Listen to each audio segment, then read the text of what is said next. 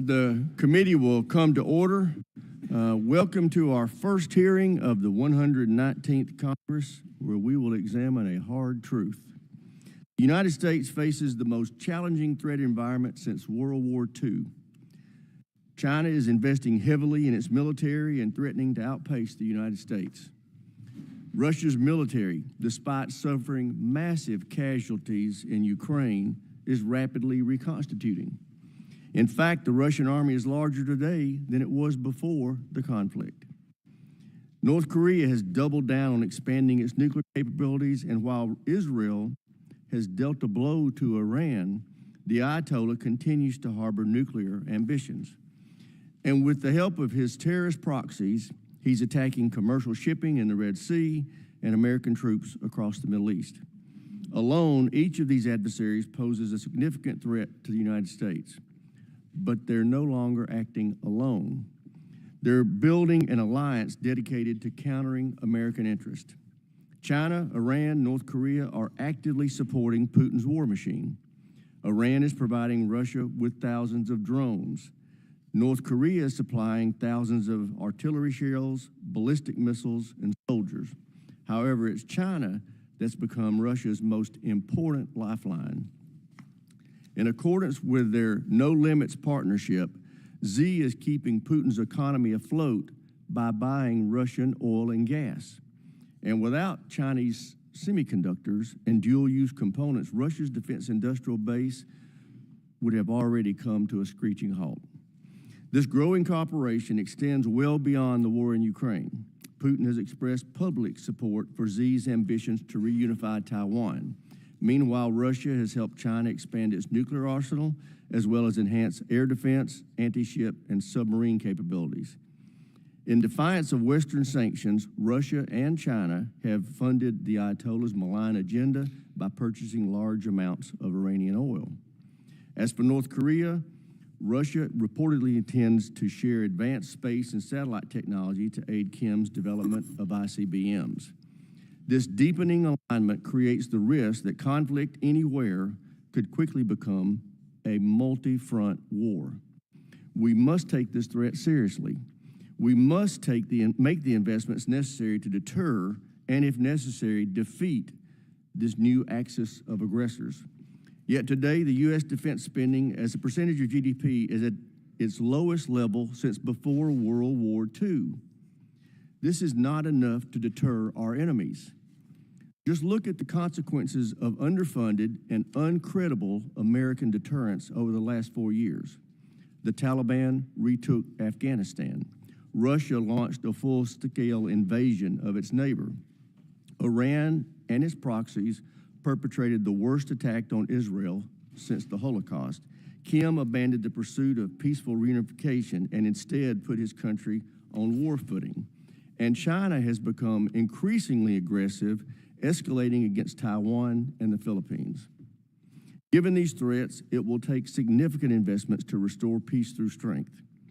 We must get our defense spending back above 4% at a minimum of our GDP.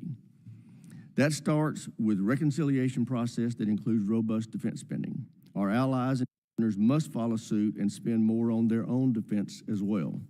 The United States cannot and should not face this convergence of threats alone. But just spending more is not the answer.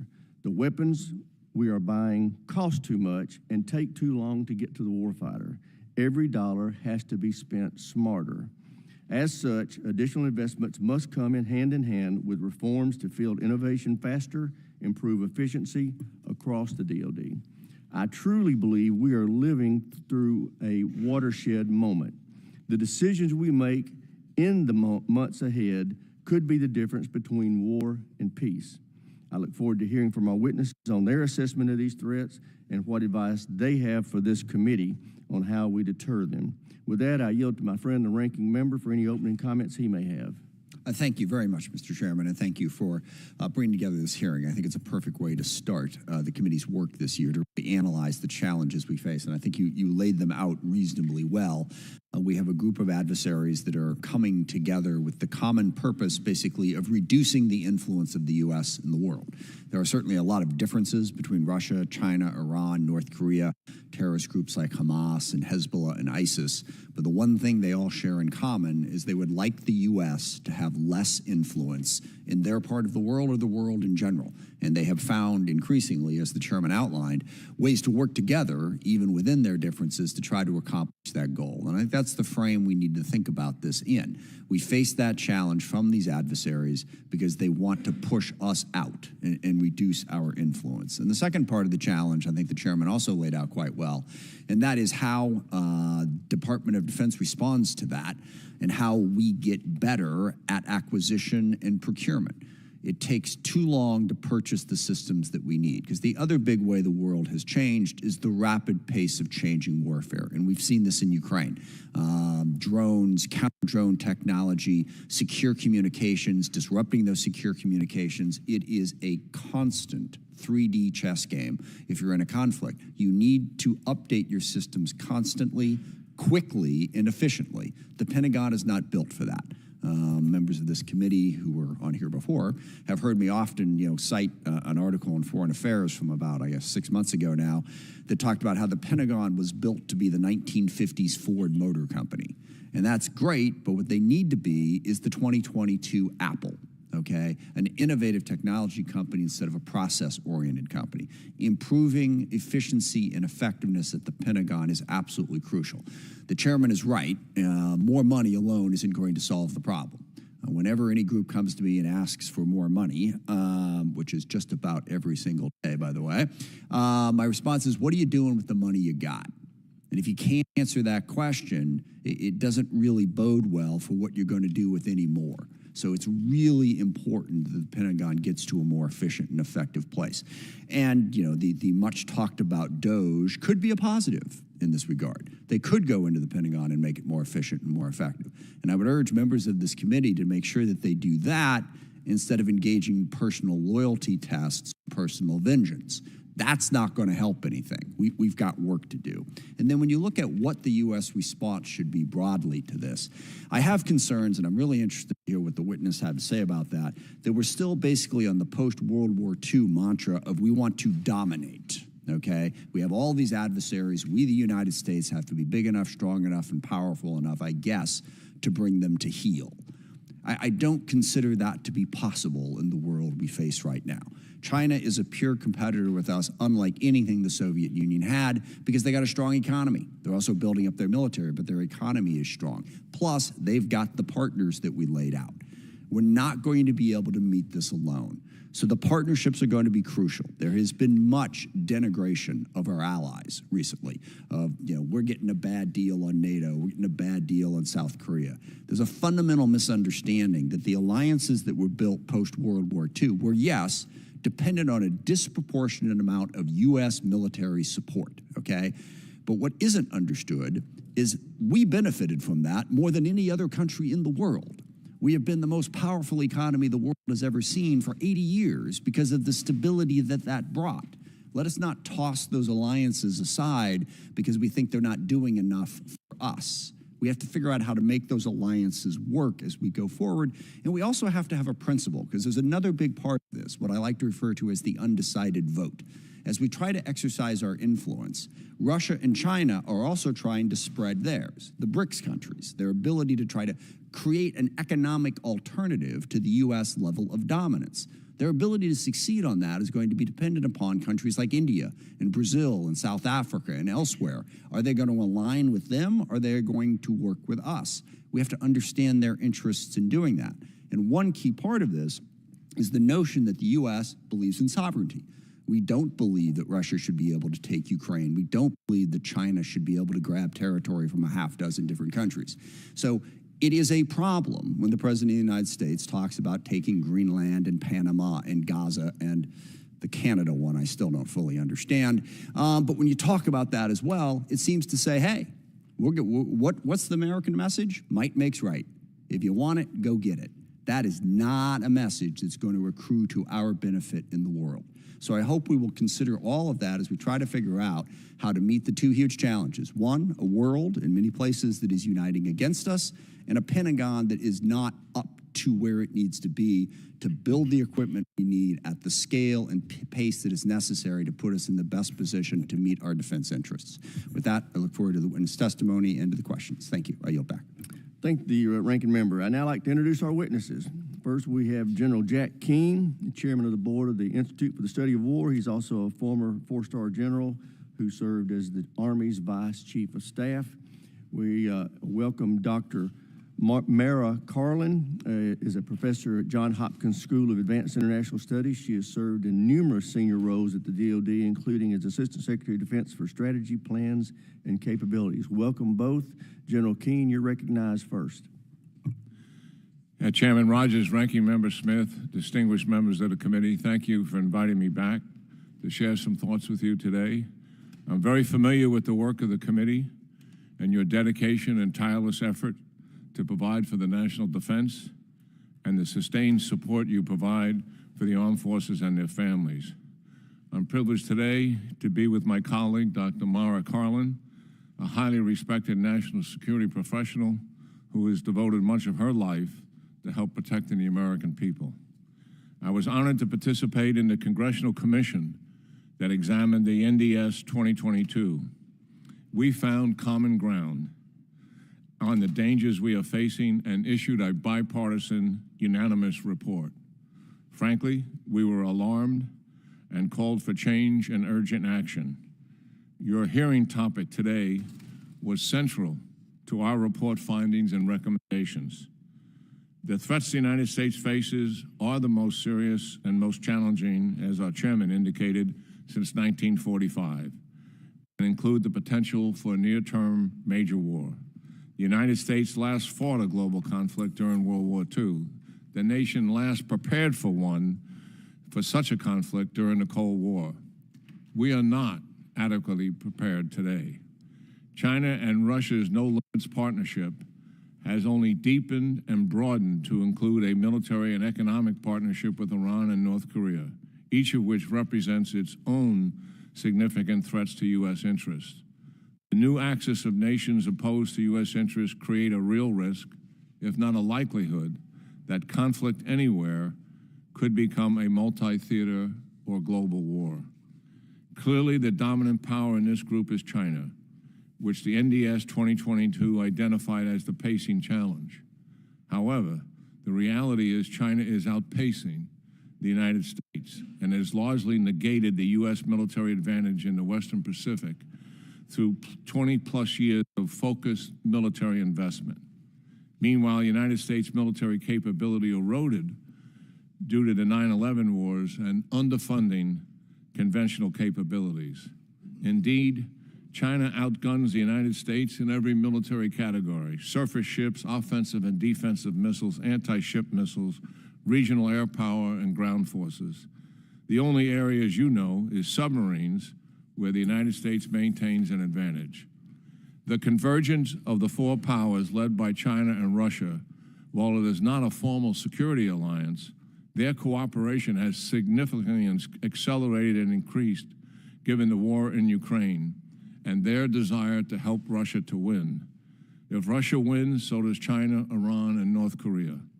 Their underlying common interest, as the ranking minority stated, is to weaken U.S. leadership and the global order the United States and like-minded democracies have fostered for almost 80 years.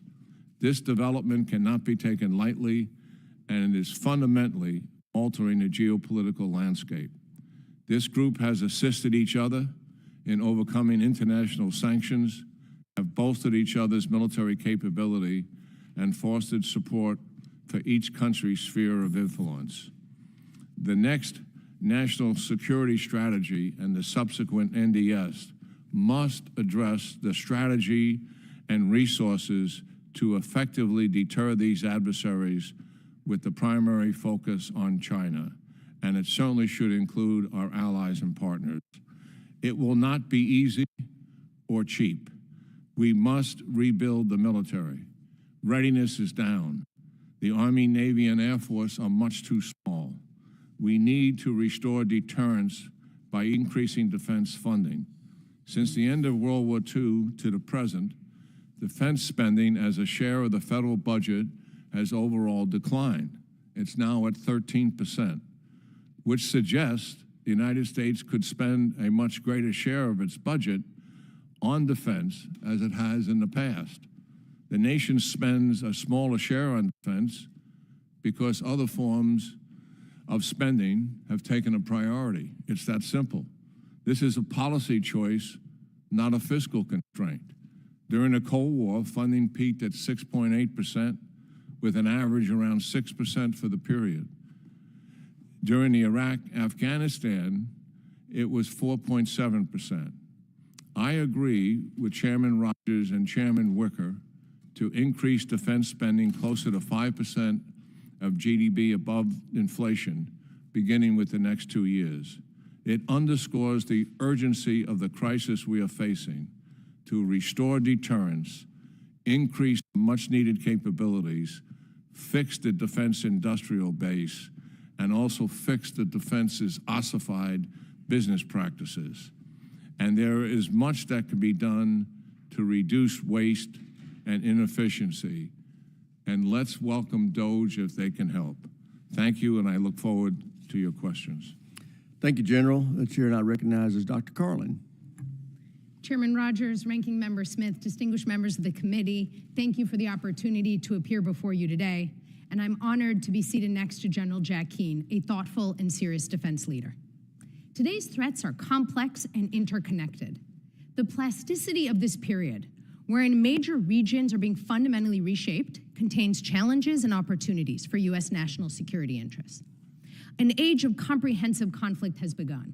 This is total war, in which combatants draw on vast arrays of resources, mobilize their societies, and attack a broad variety of targets and reshape their economies to prioritize warfare over all other state activities. We see war changing in 3 ways. First, the continuum of conflict has collapsed.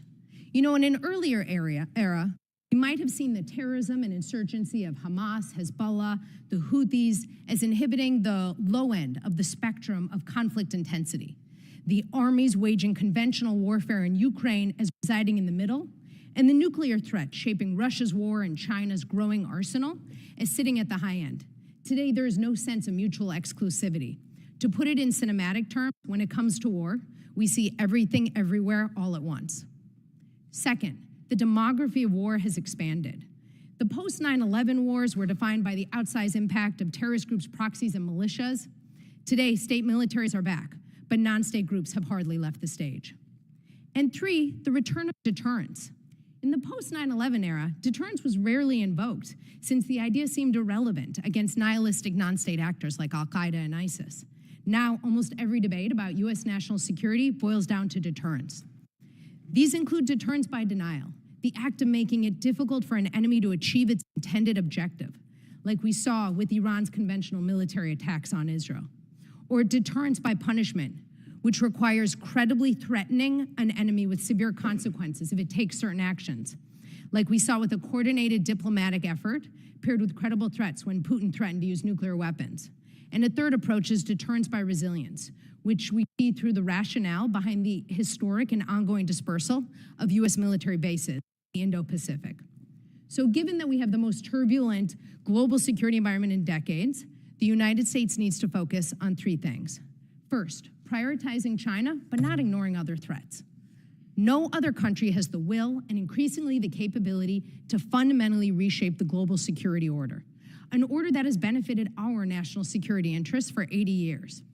The tricky strategic question isn't whether the United States should prioritize the threat posed by China. The answer to that is yes. But instead, how to address the other threats, like Russia, Iran, and terrorism. And this presents less of a binary choice than previously, given their cooperation. The United States has finite resources, of course, but ignoring threats is short-sighted. 2, we need to strengthen America's military and tools of statecraft. The defense budget is both at the highest level in U.S. history and a historically low level as a percentage of GDP. But it's more important for us to focus on what should and should not be funded than a top line. Investments should include nuclear modernization, undersea platforms, uncrewed systems across domains, resilient space architecture, cyber, artificial intelligence, munitions, the submarine industrial base, and R&D. We could look at creating a focused deterrence fund to support our efforts in the Indo-Pacific, which would make it easier to target resources related to the pacing challenge of China. Even with more funding, the military requires cuts to evolve in line with the security environment. This could include excess infrastructure, older ships and aircraft, and compensation costs. Beyond resources and platforms, it's often said the people who serve are our military's greatest asset. Having a force whose members have varied backgrounds and experiences is a strategic and warfighting advantage vis-a-vis China and Russia. The Secretary of Defense is required to give all of you an update this month assessing the National Defense Strategy. I recommend you request assessments on the wars in Europe and the Middle East, threats to deterrence in the Indo-Pacific, and the use of U.S. troops on the border, including on the impact on the military's ability to prioritize China, and the administration plans to empower the Department of Homeland Security to fulfill its statutory obligations rather than relying on the U.S. military to do so. Now, of course, relying solely on the U.S. military to address global threats is a recipe for disaster. The United States has several tools in its statecraft toolkit, including diplomacy, development, and economic carrots and sticks. Underfunding or degrading U.S. soft power means the United States will rely on hard power. Ultimately, that approach is not only inefficient, but it'll cost more in American treasure and American lives. Finally, I would just highlight that America's unparalleled network of allies and partners sets it apart from every other great power in history. This is a net positive. It's ultimately more effective and less pricey. Thank you. I look forward to your questions. Thank you, Dr. Carlin. I now recognize myself for 5 minutes for questions.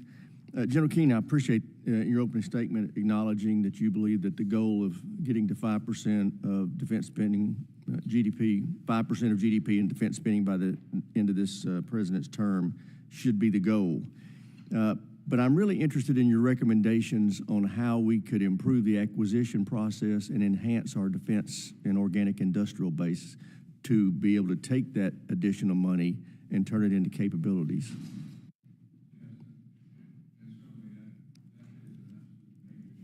Your microphone. Excuse me, and certainly that is a major challenge that we're facing. I mean, we know we have workforce issues out there. We got global supply chain issues. But as I think many of you saw what the Reagan Institute published, you know, when Ronald Reagan did that much talked about and successful buildup during the Cold War, he was moving from a capacity that was very different than we have today. At that time, we had 51 Tier 1 defense organizations. We're down to 5 today. And that collapse took place as a result of the end of the Cold War back in the early 90s and the so-called peace dividend. Everybody was for it, and I'm not relitigating those issues. But that consolidation and collapse went too far. And also the cut in the military, which was on average about 40%, went too far. And we know that because we found ourselves fighting 2 wars sequentially in Iraq and Afghanistan, as opposed to #1 superpower being able to handle both of them at the same time simultaneously. We couldn't. We didn't have the land forces to do it. So here we sit now with a major challenge on our hands. As I indicated, China is outpacing us in just about everything. And when you look at our ability to catch up to it, and that's a classified briefing all on its own, and if you haven't seen it, please take a look at it. We are very challenged to catch up. So the defense industrial base has got to have, in my view, a number of things.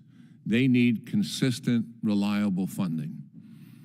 Second, they need continuous demand to sustain their workforce and supply chain flow so it's not uneven, where some of the suppliers then pull back from them and then they have an interruption and it's another year, it's another 2 years before they get that back online. The requirements process, I'm not an expert in all the services, but based on what I know about a couple of them very well, it is out of control. And the requirements creep has got to stop. It's delaying programs and it's increasing cost. We have got to discipline the services to do that and hold them accountable. And I was as guilty as anybody in this in my 4.5 years as the vice chief. But the risks have changed now. We have got to accept risk in our business practices in the Pentagon. This business of avoiding zero tolerance for error has got to stop. Nobody runs a private business like that out there, but we do here. And we've got thousands of civilians involved in this process, taking no risk. Everything is about performance. It's all about schedule. And we have got to stop over-testing. And that is fundamental to the preposition that we have to take as much risk out of this process. You know as well as I do, Mr. Chairman, multiple secretaries have looked at this process. We've got to finally come to grips with fixing it. And the defense industrial base is a good place to start. Our business practices inside the Pentagon is also, it's much needed. We can't kick this down the road anymore. And I agree with the comments that have been made. It's not just about the increase in funding, it's how we spend the money. Because if we don't fix the process, then we're going to squander some of the taxpayers' dollars like we've done in the past. We got to end it. And we need your cooperation here, to be frank about it. We have a generation of continuing resolutions. Gentlemen, ladies, it's got to stop.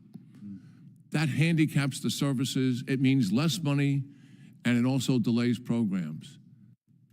If the services come to you with a program they need to get rid of because it's a legacy system that's no longer relevant. Many are relevant, but a lot are not.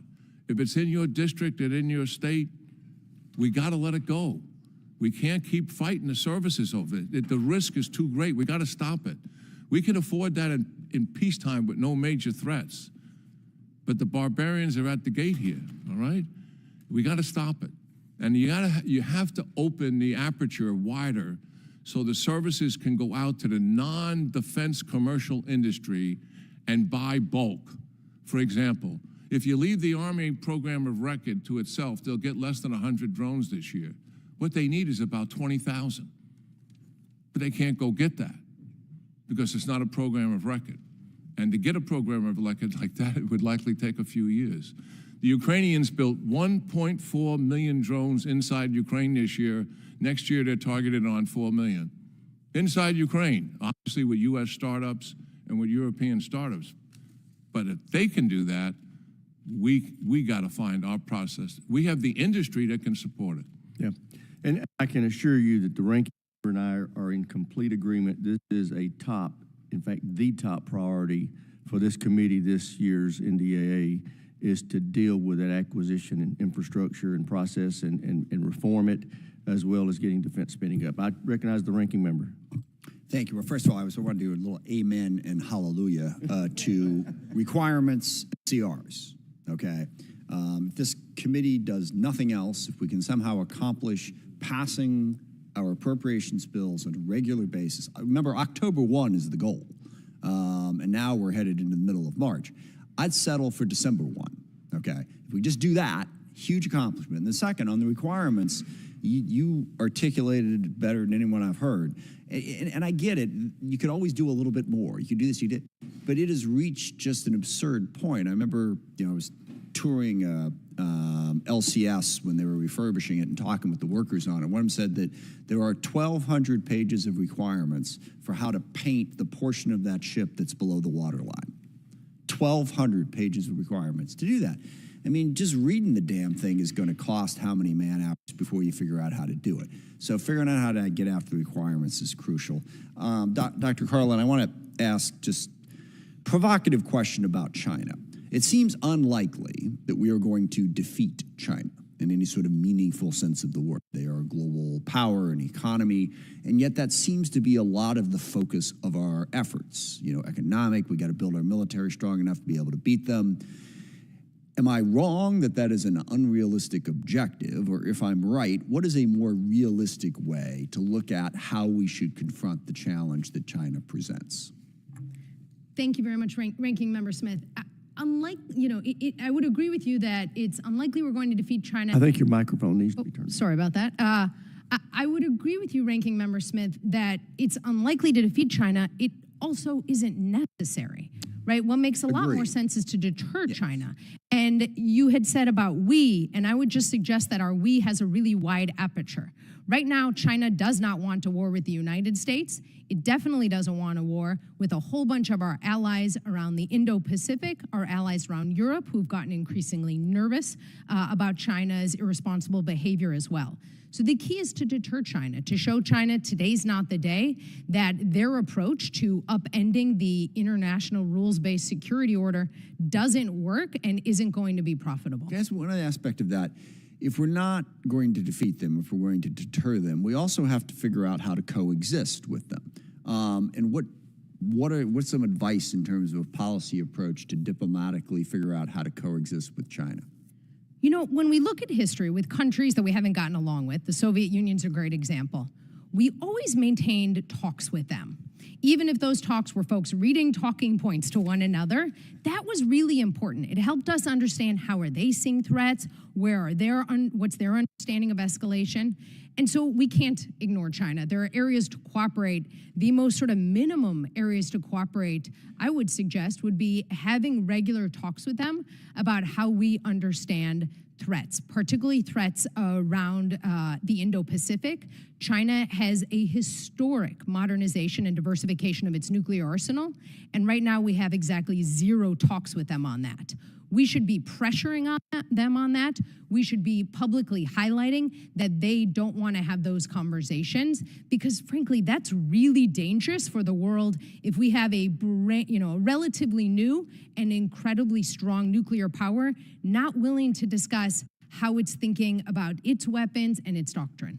Yeah, absolutely. And just quickly, because I don't have much time left here, I'm also curious about how we strengthen our partnerships and alliances and build off of the AUKUS success. When we talk about everything we need to build, we can't build it alone. We need to better partner with people. And one of the key aspects of AUKUS is trying to get through some of the restrictions on that cooperation. Just for both of you in the limited time we have left, what else can we do to strengthen the ability of our partners to help manufacture the equipment that we all need? Absolutely. So it's in our interest, right? These allies and partners around regions like Europe and the Indo-Pacific see a lot of threats similar to us. They have their own funds and they want to use them in ways that also make sense for us. So I think about it in terms of the life cycle of cooperation. How can we work together on research and development? How can we work together on using our militaries collaboratively in terms of force management? And how do we build our future militaries together? Look, for countries like the United Kingdom and Australia, it should be very easy for us to cooperate. These countries have stood by us in just about every war that we fought over the last 100+ years. We don't need to kind of have unnecessary regulations on them. Great, thanks. And I'm out of time. I apologize, General Keane. I yield back. Chair, now recognize the gentleman from South Carolina, Mr. Wilson. Thank you very much. And General Keane, thank you. You're a champion, understanding that we're in a conflict we did not choose, and that is of dictatorships with rule of gun invading democracies with rule of law. It began on February 24, 2022, with the invasion by war criminal Putin into Ukraine, and October 7, the regime in Tehran invading Israel. And then I'm really grateful with your work with the American Enterprise Institute to put together, indeed, the convergence of where the dictatorships of war criminal Putin, regime in Tehran, the Chinese Communist Party, working together with North Korea. Indeed, what a threat this is to world peace and security. So I want to thank you for what you've done. Also, General Keane, what an extraordinary opportunity we have, and that is that Iran's network of proxy groups are showing signs of weakness, as we see with the overthrow of the Assad regime just a month and a half ago. How exciting that was to see his regime go under, and also the success of Israel, Prime Minister Netanyahu, his success in going after Hamas and Hezbollah. What can we do to capitalize on the weakness currently of Iran and support freedom there? And also, what is your view about what should be done to avoid Iran securing a nuclear capability? Yes, thank you, Congressman. Yeah, what's taken place in the Middle East certainly was an overreach on the part of Hamas and Iran in that sense in terms of strategic failure. They obviously had some tactical success on October the 7th, but give credit to Prime Minister Netanyahu and his dogged determination to finally do something about this. Certainly they were surprised and at fault for some of the things that took place on October the 7th, but their response has been nothing short of remarkable. As we have seen, Hamas militarily as an organization has been decimated. There's still thousands of fighters there, and they're still in control of Gaza. What happened to Hezbollah is much the same. They had to withdraw tens of thousands of Hezbollah out of Syria, which led to the collapse of the Assad regime. And we know full well that Iran desperately wanted that strategic platform if it ever intended to dominate and control the Middle East. That is why tens of thousands of Hezbollah and other militias became the ground force to sustain Assad as ground military, which was not very effective. That is why Qasem Soleimani got Russia to come in 2015 because of the inadequacy of Assad's air power and sustain that regime when the opposition forces were gaining ground once again. This has been a major strategic platform, and they have lost it. Iran has never been back on its heels as much as it is today in the 44 years of its history. And I agree with Prime Minister Netanyahu and where the president is on this. There is an opportunity here to stop them once and for all. They want a nuclear weapon. Why? Preserve the regime. It's that simple. And we have the opportunity to make certain for a fact now that that doesn't happen. You can use coercive diplomacy and make it them that an Israeli strike supported by the United States is an alternative. But you can dismantle this program with verification by the United States and other inspectors, to include UN inspectors, by a date certain. Or we'll dismantle the nuclear enterprise ourselves. We know that Iran's conventional military is weak, and their ability to defend the regime against an air attack, they're extremely vulnerable as a result of the Israelis having achieved deterrence over Iran. We cannot pass up this opportunity. It is right in front of us. The regime is weaker than it's ever been. The people are frustrated, as you all know, and we've been talking about regime change driven by the people for years. It is all of the intelligence services are telling us that it is much closer than it's ever been. So we should seize this opportunity and not pass it up. And we can't get into kind of a diplomatic negotiated effort where the Iranians pull what they've always pulled, delay, deny inspections and the rest of that. It has to be a date certain verification or the alternative. They are back on their heels. We need to finish this once and for all. Thank you very much, and I'm just so grateful for your service. Thank you, Mr. Chairman. Thank the gentleman. Chair now recognizes the gentleman from Connecticut, Mr. Courtney. Thank you, Mr. Chairman, and thank you to both witnesses today for your thoughtful testimony. Dr. Carlin, again, it's great to see you on the table again, and again, just want to compliment you for the great work that you did in terms of the creation and implementation of AUKUS. Again, this committee codified in 3 consecutive National Defense Authorization Acts in 2023, 24, and 25, different provisions that are now in law to execute AUKUS. So, for example, for the first time in history, we're selling nuclear-powered submarines to Australia. We also implemented long overdue reform of defense export controls, which Mr. Smith just referred to. And also the execution of a direct financial investment by Australia of $3 billion into the U.S. submarine industrial base. Investment by another country in the U.S. was such a novel sort of idea that we actually had to pass a law to allow the Treasury Department to accept payment from Australia. And as a result of those authorities, we now have joint training at Groton Submarine School with Aussie sailors and officers. It's in its 2nd year. They're now serving on board Virginia-class submarines. Aussie shipyard workers are doing repair and maintenance work on U.S. subs in Hawaii and Guam. And last Friday, Richard Marles, the defense minister for Australia, was in D.C. and formally transmitted a deposit of $5 million out of that $3 billion, which and had a good meeting with Defense Secretary Hegseth.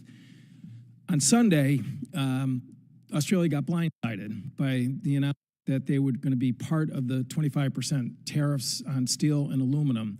And I say blindsided because we have a trade surplus with Australia. We export more to Australia than they export to us. We've had a free trade agreement with Australia since 2002. There's no tariffs that are in place right now. And at a time when, again, they are making direct financial commitments into the U.S., the total cost of AUKUS, which they have kind of budgeted for over the next 10 years, is $360 billion. This is a country whose population is less than the state of Texas. So again, as somebody who, again, was part of this collaborative effort, and again, I would note that the Prime Minister actually had a conversation with President Trump on Tuesday, which both sides described as a good conversation. And the President said he is going to give serious consideration to carving out or exempting Australia from the tariffs, again, primarily because we have a trade surplus with them. Could you talk about the strategic argument for taking that action by President Trump? Thank you very much, Congressman Courtney. Thank you for your leadership and this committee's leadership on making AUKUS a reality, which has been progressing pretty nicely since it was kicked off a couple of years ago. As you noted, Australia is putting huge amounts of resources into its military, transforming it, frankly, in line with the vision that the United States has. If you're wondering how effective AUKUS is, I would just note that China hates it. So that's a really nice piece of criteria for us to judge it by, particularly because it is bringing together a close European ally and a close Asian ally to work together in terms of how we're using our militaries, practicing that use, and potentially, if there were a contingency, one could imagine our militaries cooperating. Again, it's hard to recall a conflict in which the Australian military was not standing side by side next to the U.S. military as we were waging it. You highlighted, Congressman Courtney, something really important and historic. We have never before had a country take money and put it into our industrial base. That creates American jobs, period, full stop. That is better for the U.S. military, period, full stop. And in fact, I think it could be a model. I would just note that we're talking about $3 billion or so that Australia will be giving into our industrial base, again, resulting in American jobs and a stronger relationship with countries that is crucial for deterring China. Thank you, Dr. General Keane. Again, the President Trump did say he was going to give good consideration to this. I mean, that's quote unquote, that's there. And just again, back in 2017, there was a similar sort of event that took place. And again, the U.S. made a decision to exempt Australia, again, partly just on economic and trade issues. But again, you understand the strategic importance of that country right now. And can you just, No, I would absolutely agree with the exemption, and hopefully that's what's going to take place here. It makes all the sense in the world. And let me just make a point about allies and partners. I think the last two administrations both have strengthened the relationships we've had facing these threats that are so real to us. NATO has obviously been strengthened. You can make the case that Putin may have more to do that than anybody else, but both administrations played a role in doing it. Certainly the Abraham Accords, both administrations have supported it. President Trump repurposed Quad, and President Biden strengthened it. And AUKUS was a novel, imaginative program that's going to pay great dividends for us in the future for the reasons well stated here. And certainly this trilateral engagement, which surprised me, South Korea, Japan, and the United States working together, is another step in the right direction. Look, we're never going to have a Pacific NATO like we have. We're homogeneous countries in Europe with common cultures and the rest of it. There's different kinds of government, different cultures, but patching these countries together to work against a common objective, the last two administrations deserve some credit in moving us in the right direction here. Gentleman's time's expired. Chair, I recognize the gentleman from Virginia, Mr. Whitman. Well, thank you, Mr. Chairman. General Keane, Dr. Carlin, thanks for joining us today. General Keane, I want to start with you. We talk about the effort of deterrence. Where I see the world today is very much where it was in 1938, with building axes of evil, with China being the center of that universe. And as we look at what China's doing, You know, our intelligence agencies show that they spend north of $700 billion annually on their defense. They want to be a world force. We spend our dollars much more on a worldwide basis than they do. China has the largest navy in the world by numbers. I would argue their ships are much, much more impressive today than they were a decade ago. Also, if you look at their total production capacity, they can build 232 ships for every one ship that we build. If you take all of our shipyards, put them together on a geographic footprint, they would not fill the geographic footprint of the largest of the 13 Chinese shipyards. If you look at where they are today, they're on track to have 1,500 nuclear warheads by 2035, with no nuclear arms limitation treaty in sight. If you look at where we are today, China wants to dominate the world. We're not even in a position where we can hope to have any sort of deterrent effect. The disparity is so big, and disparities in military powers through the ages have been the emphasis behind aggression by another nation. When those differences are large, that is really an antagonistic opportunity for China to be able to move. I want to look at what can we do in the short term to be that deterrent force. You know, the way that we look at closing the gap is not as you talk about, programs of record, years of writing requirements, years of acquisition, years in putting these systems in place. And listen, I'm not against exquisite systems, but you're not going to field exquisite systems anytime soon. The question is how can we take what is an asymmetric advantage with us being the best creators and innovators on the earth, with us building expendable and attritable systems at the same pace that we see happening elsewhere in places like Ukraine? How do we close that gap? And what we see right now is not anywhere close to being a deterrent. I agree with Ranking Member Smith. I want us to be a deterrent. I want us to be a deterrent. I don't want war. But this big a gap is provocative. How do we close that gap so we don't find ourselves in that situation? Yeah, well, that's a great question, Congressman. And let me just state this. I mean, we have been here before. During the Cold War, the Soviet Union, when you looked at its military by comparison to ours, and obviously NATO was involved, they outmanned us and outgunned us in every major category. 10-to-1 in divisions, thousands and thousands of more tanks, artillery pieces, you name it. They outgunned us on it. And we did a couple of things. We had some very imaginative generals at the time. They came out of the Vietnam War like we're just coming out of 9/11. They saw that threat. They experimented with different capabilities, and they determined what they needed to do. They knew they could not defeat the Soviet Union, but could they impose cost on them that would deter from conducting an invasion? That is what they concluded. Much as Dr. Carlin just spoke of, I totally agree. That is kind of where we are now.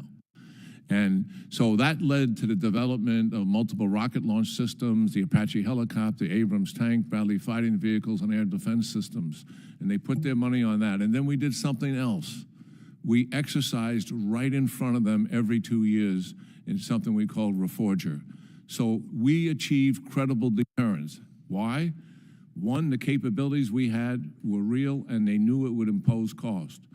Two, they saw us exercise it, and that not only validated what we had, but it also validated our intent to use it, that we were dead serious. That's credible deterrence. The capability is there, the adversary sees it, and he knows you're willing to use it. I believe our maritime strategy in the Pacific has been flawed for years. It lacks imagination. We know our surface ships are vulnerable to hypersonic swarming weapons, and if we use them, most of them are going to go away. And the American people aren't prepared for these kind of high capital losses and to things and to people. We know full well that our bases in the Pacific are vulnerable to long-range offensive weapons. And we have got to change what we're doing there. And certainly, as we've seen the character of war changing right before our eyes, we have to take advantage of it. We know our submarines work because we can get to the China coastline, get close enough to interdict their batteries and their airfields and take some of that offensive capability away. But we cannot take most of it away. Gentleman's time. We can with autonomous above the sea and submersibles below the sea. We've got to start using our imagination to build operational concepts that really make some sense. Chair now recognizes the gentleman from New Jersey, Mr. Norcross. Thank you. First of all, thank you for your opening comments, the global threats, and it appears by any measurement that there is certainly agreement on what those threats are, at least on the high end.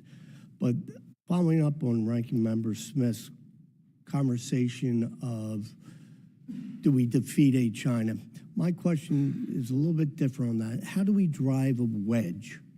How do we keep this convergence or this excess of aggression from forming even stronger? So if we go back 5 years, it was very different.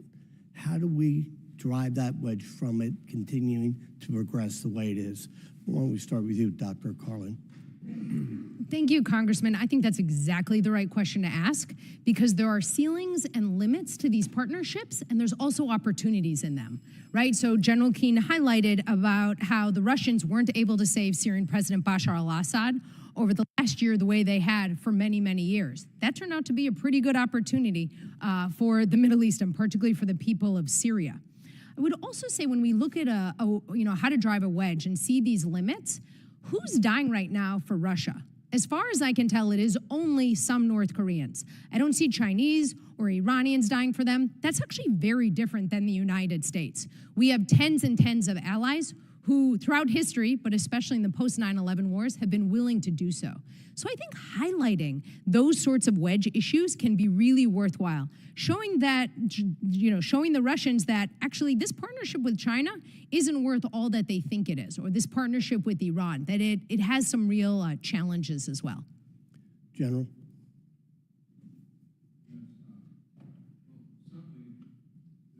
Microphone. The military aspect of this we've discussed.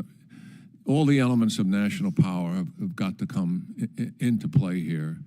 And obviously we're competing with them economically, diplomatically, technologically, militarily, and geopolitically. We are making good progress, I believe, geopolitically with our allies and partners in the region. But there's more that we can do there. Technologically, I believe certainly that our democratic capitalism can beat their state capitalism, that we can outthink, outwit, and out-innovate these guys over time. And we have to unleash our commercial sector here to help us do just that. We don't have to take a back seat to what is happening there. We know that they're economically challenged. And when they are exceeding what we believe is prudent in the region, we have to deal with that. We have to have a strategy to deal with their gray zone operations. You know, they have moved from just 4 or 5 years ago, a few hundred interdictions of Taiwan's air defense identification zone to 1,700 last year and 3,000 in the past year. But we have a counter strategy to deal with that. And I agree with talking to China, and I believe the President of the United States wants to continue to do what the previous president did in talking to China. But they have to clearly know also where the prohibitions are. And we should be very unequivocally clear to them about what those are. Yes, there's much we can do, and we have to use all the elements of national power to do that in concert with our allies. Thank you, and I yield back. Chair now recognizes the gentleman from Tennessee, Dr. Desjardins, for 5 minutes. Thank you, Mr. Chairman. General Keane, I had a few questions for you on Ukraine, but first I'd like to submit for the record an article written by our witness, General Jack Keane, that was in the Washington Post last month, titled, "America Must Continue to Arm Ukraine Without American Tax Dollars." Without objection, so ordered. General Keane, in this article, you suggest that Ukraine should transition from an aid recipient to a defense consumer, potentially leveraging its natural resources as collateral for U.S. weapons purchases. Your article seems to already have made an impact here in Washington, with President Trump offering something similar last night. Can you expand on how the U.S. can help facilitate this transition from recipient to defense consumer, and what role can American industries play in helping Ukraine to develop these assets while securing its defense? Yes. Yeah, the basis for that with Mark Thiessen, who's a brilliant journalist, is watching the debate that took place in this country for 6 months over whether to continue to support Ukraine. While there was some opposition over ideology and not wanting to be involved in something like that in Europe, most of the opposition really had to do with funding. And it occurred to us, let's take the American taxpayer out of this equation. So step one is put pressure on the Europeans to release the Russian frozen assets, most of which are in Belgium and spread around a few other countries as well. There is some opposition to that, but I think the administration can put significant pressure on them to get that to take place. The second thing certainly had to do with Canada's geological survey company identifying $26 trillion worth of minerals and other assets that are in Ukraine, and using that as either an investment or as a collateral for loans to be able to get the Ukrainian defense industry stood up. They are making progress in that, and that is what they want. I mean, they want to break the umbilical cord themselves. They know they need help from the United States and NATO in the near term, but they want to be able to sustain their own military capability. And believe me, they have built one of the most powerful militaries in Europe today.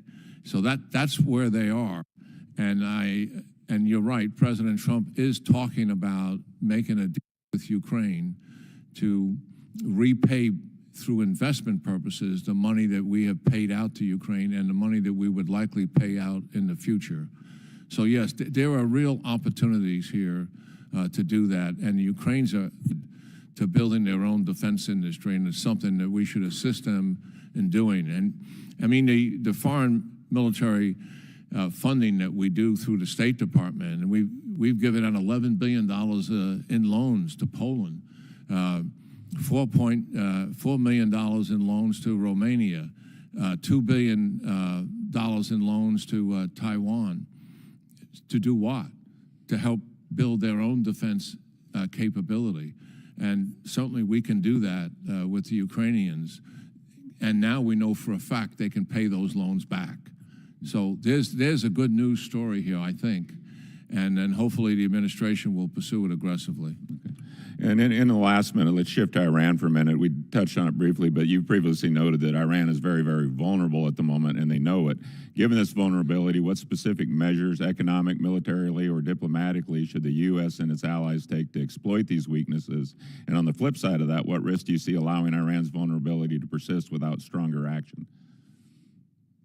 Yeah, well, I think the administration is moving rapidly to return to imposing sanctions on Iran and close the loopholes that clearly exist.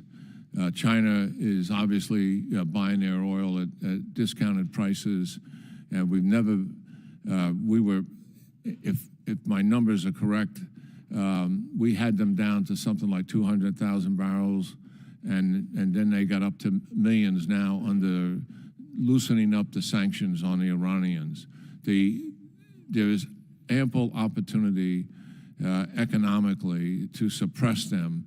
We know that gets their attention, and we also know the rising dissent that is in the Iranian society. They are fed up with what has been going on for 4 decades, and they have suffered the consequences as a result of it. I believe the more pressure we can put on them, and certainly our allies now should be very willing to join us. We were doing it singularly when we pulled out of the nuclear deal, back in 2018. Gentleman's time's But our expired. Chair, and I'll allies recognize the should be gentleman from willing to help us Massachusetts, with it as Mr. well. Moulton. Thank you, Mr. Chairman.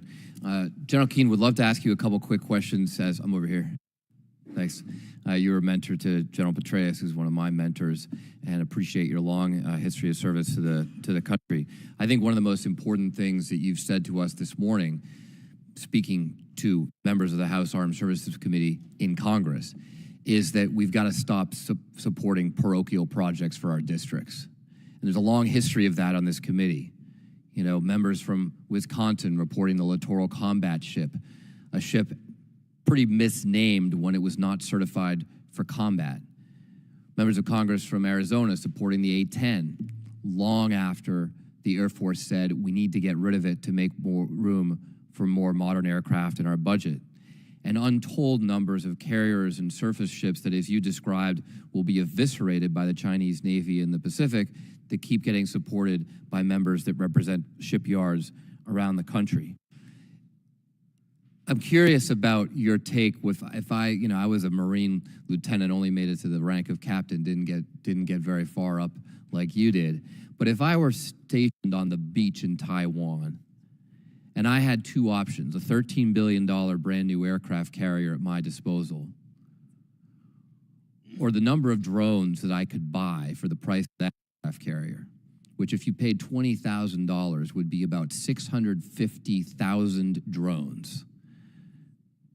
If you were that lieutenant, which would you pick? That is such an easy choice, Congressman. The drones would be the answer. Listen, eventually, like in every new technology, there will be an effective countermeasure to drones, but that countermeasure is not here. I mean, it's being experimented with, it's microwave, it's directed energy, and the rest of it. But right now, drones dominate. I mean, I just took a briefing. I was in Europe on Ukraine and Russia and the use of drones. I mean, battalions alone are using 400 drones in the air at one time. You can use a $5,000 drone to kill a $5 million tank. If you know, and yet we're still selling a lot of $5 million tanks to Poland. Yeah, it's not just in the Pacific, it's everywhere. We've got to get our allies and partners to catch up here. The reality is, as I mentioned, the submarines offer us stealth to get close. Well, so do the drones. Right. Above the sea and below the sea as well. And I've played multiple war games dealing with the most dangerous scenario, the China's invasion scenario. And to stop them, we're not talking about defeating them, but to stop them, it takes about a 10 to 15% change. 15 to 20% impact on them.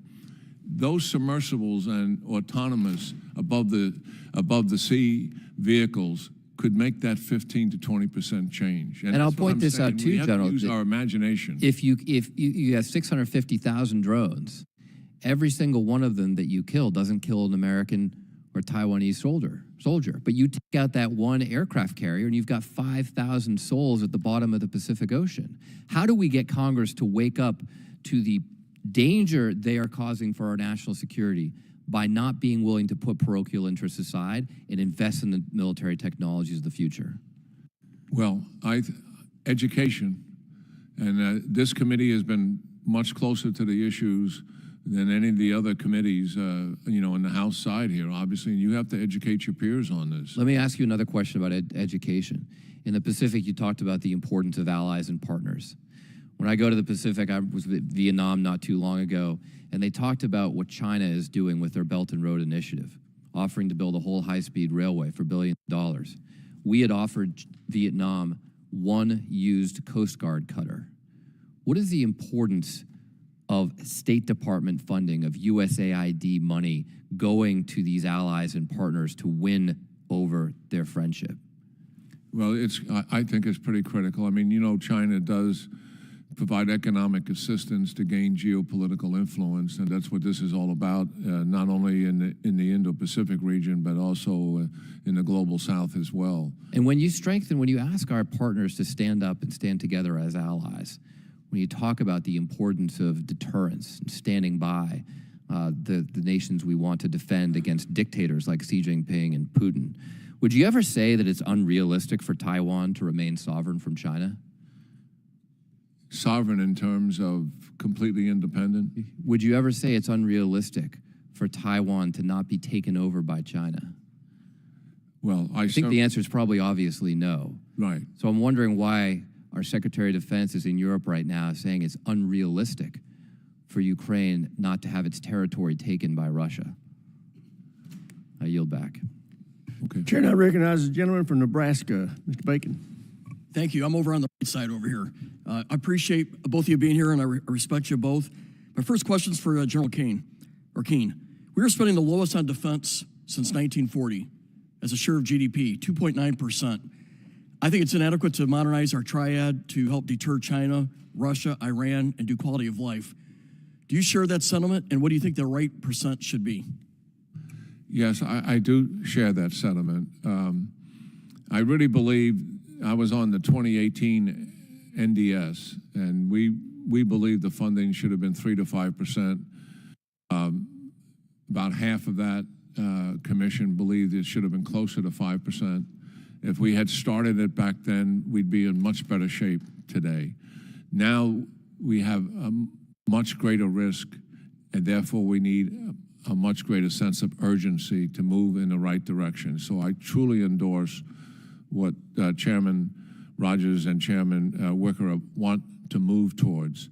And we've got to move towards it with a sense of urgency, with the parenthetical statement that we have to fix our business practices and fix the defense industrial base and how we do business with them and how the Congress does business as well. I echo your sentiments on that. Dr. Carlin, what does Europe look like and Central Asia look like if Russia prevails in Ukraine? And what will be the cost to the United States if Russia prevails, the greater cost in the long run? Thank you for that question, Congressman. It looks pretty ugly, right? I mean, right now we have seen, particularly post-Cold War, a Europe that's largely free, whole, and at peace, a Europe that largely wants to stand next to the United States, cooperate with us economically. If you start to see a Europe that is just riddled with fear that different countries will be the next on the chopping block with Russia, it's not going to be in our national security interests. So this story starts with Ukraine, of course. Right now, Russia occupies about 20% or so of Ukraine, but if it doesn't end there, it's going to be problematic. If I might just note, Congressman, General Keane has mentioned about reforming business practices a couple times, and I know this is an important issue for the committee. I might suggest two things to look at. One, the U.S. Marine Corps has managed to transform and be the only military service to pass a clean audit. Why is that? How did they manage to do that?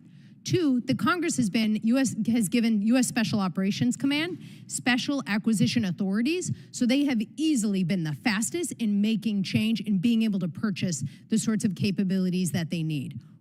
To what extent can those capabilities, can those special authorities be translated across the force? Thank you. Particularly interested in trying to apply that to Cyber Command as well. We're trying to model after the Special Ops Command. My next question is back to General Keane, excuse me. Last I checked, under the Biden administration, they owed $10 billion in weapons to Taiwan. We're behind. That's not a good way to do deterrence. How do we strengthen deterrence in regards to Taiwan today? How can we do it the fastest? Well, we just discussed one way to do it, and it's not that expensive, and that is to take advantage of the new drone technology that is out there and put significant amount of it into Taiwan. Look at the problem you mentioned is, obviously Taiwan can purchase these items, which they have through foreign military sales, and that the backlog there, and that's our defense industrial base. The problems we have, providing those systems to our own services are similar to what the problem that Taiwan is facing. And so that system has got to be fixed, and we've been talking about that for some time, but in the meantime, there is much that we can do to strengthen their defensive systems. And I also think we can do considerably more training than what we've been willing to do, and I don't think we have to do it covertly. I think we just tell the Chinese we're going to do this, and these are the reasons why we're going to do it. But yeah, there's much we can do in the near term to help them, and we have to educate them on the changing character of war that is really taking place, so they can appreciate the value in the new technology that is available and what lessons can really be learned. I know they're watching it, but we can help them understand it and even more how to apply it militarily so it has some significant impact. With 15 seconds left, Mr. Chairman, I'll yield back. Gentleman yields back. Chair now recognizes the gentleman from California, Mr. Carbajal. Thank you, Mr. Chairman. And thank you to General Keane and Dr. Carlin for being here today. I bet all my veteran colleagues today wish they were United States Marines with that clean audit that the Marine Corps just came forward with, including especially the Air Force. As you both established in your remarks, the United States is facing a threat environment like we have never seen. Both China and Russia are seeking to increase their influence across the globe, like through China's Belt and Road Initiative. As we all know, the Trump administration decided to freeze all foreign assistance and is attempting to gut the USAID program.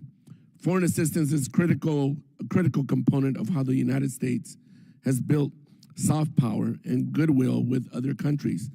In fiscal year 2023, with a budget of over $40 billion, less than 1% of the total U.S. budget, USAID provided assistance to around 130 countries. And in fiscal year 2023, some of the top recipients of USAID assistance were Ukraine, Ethiopia, Syria, and Afghanistan, countries that Russia and China want to increase influence in, just to name a few. Dr. Carlin, can you speak to the importance of soft power and the role it plays in maintaining U.S. leadership globally and preventing the influence of near-peer adversaries from growing? And does soft power make hard power more effectively? Thank you very much for that, Congressman. Let me give you a great example. As this committee knows well, we have exactly one U.S. military base on the continent of Africa in Djibouti. We have a base that is a priority in Djibouti, and China has one base on the continent of Africa, which is also there.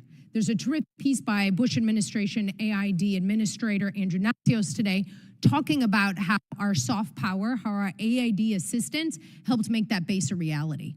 About a year or so ago, I was doing negotiations with the president of Djibouti, and he also highlighted that the reason that that base has been able to stay and to flourish has been because of our soft power, because of our assistance, what AID has done and what the State Department has done.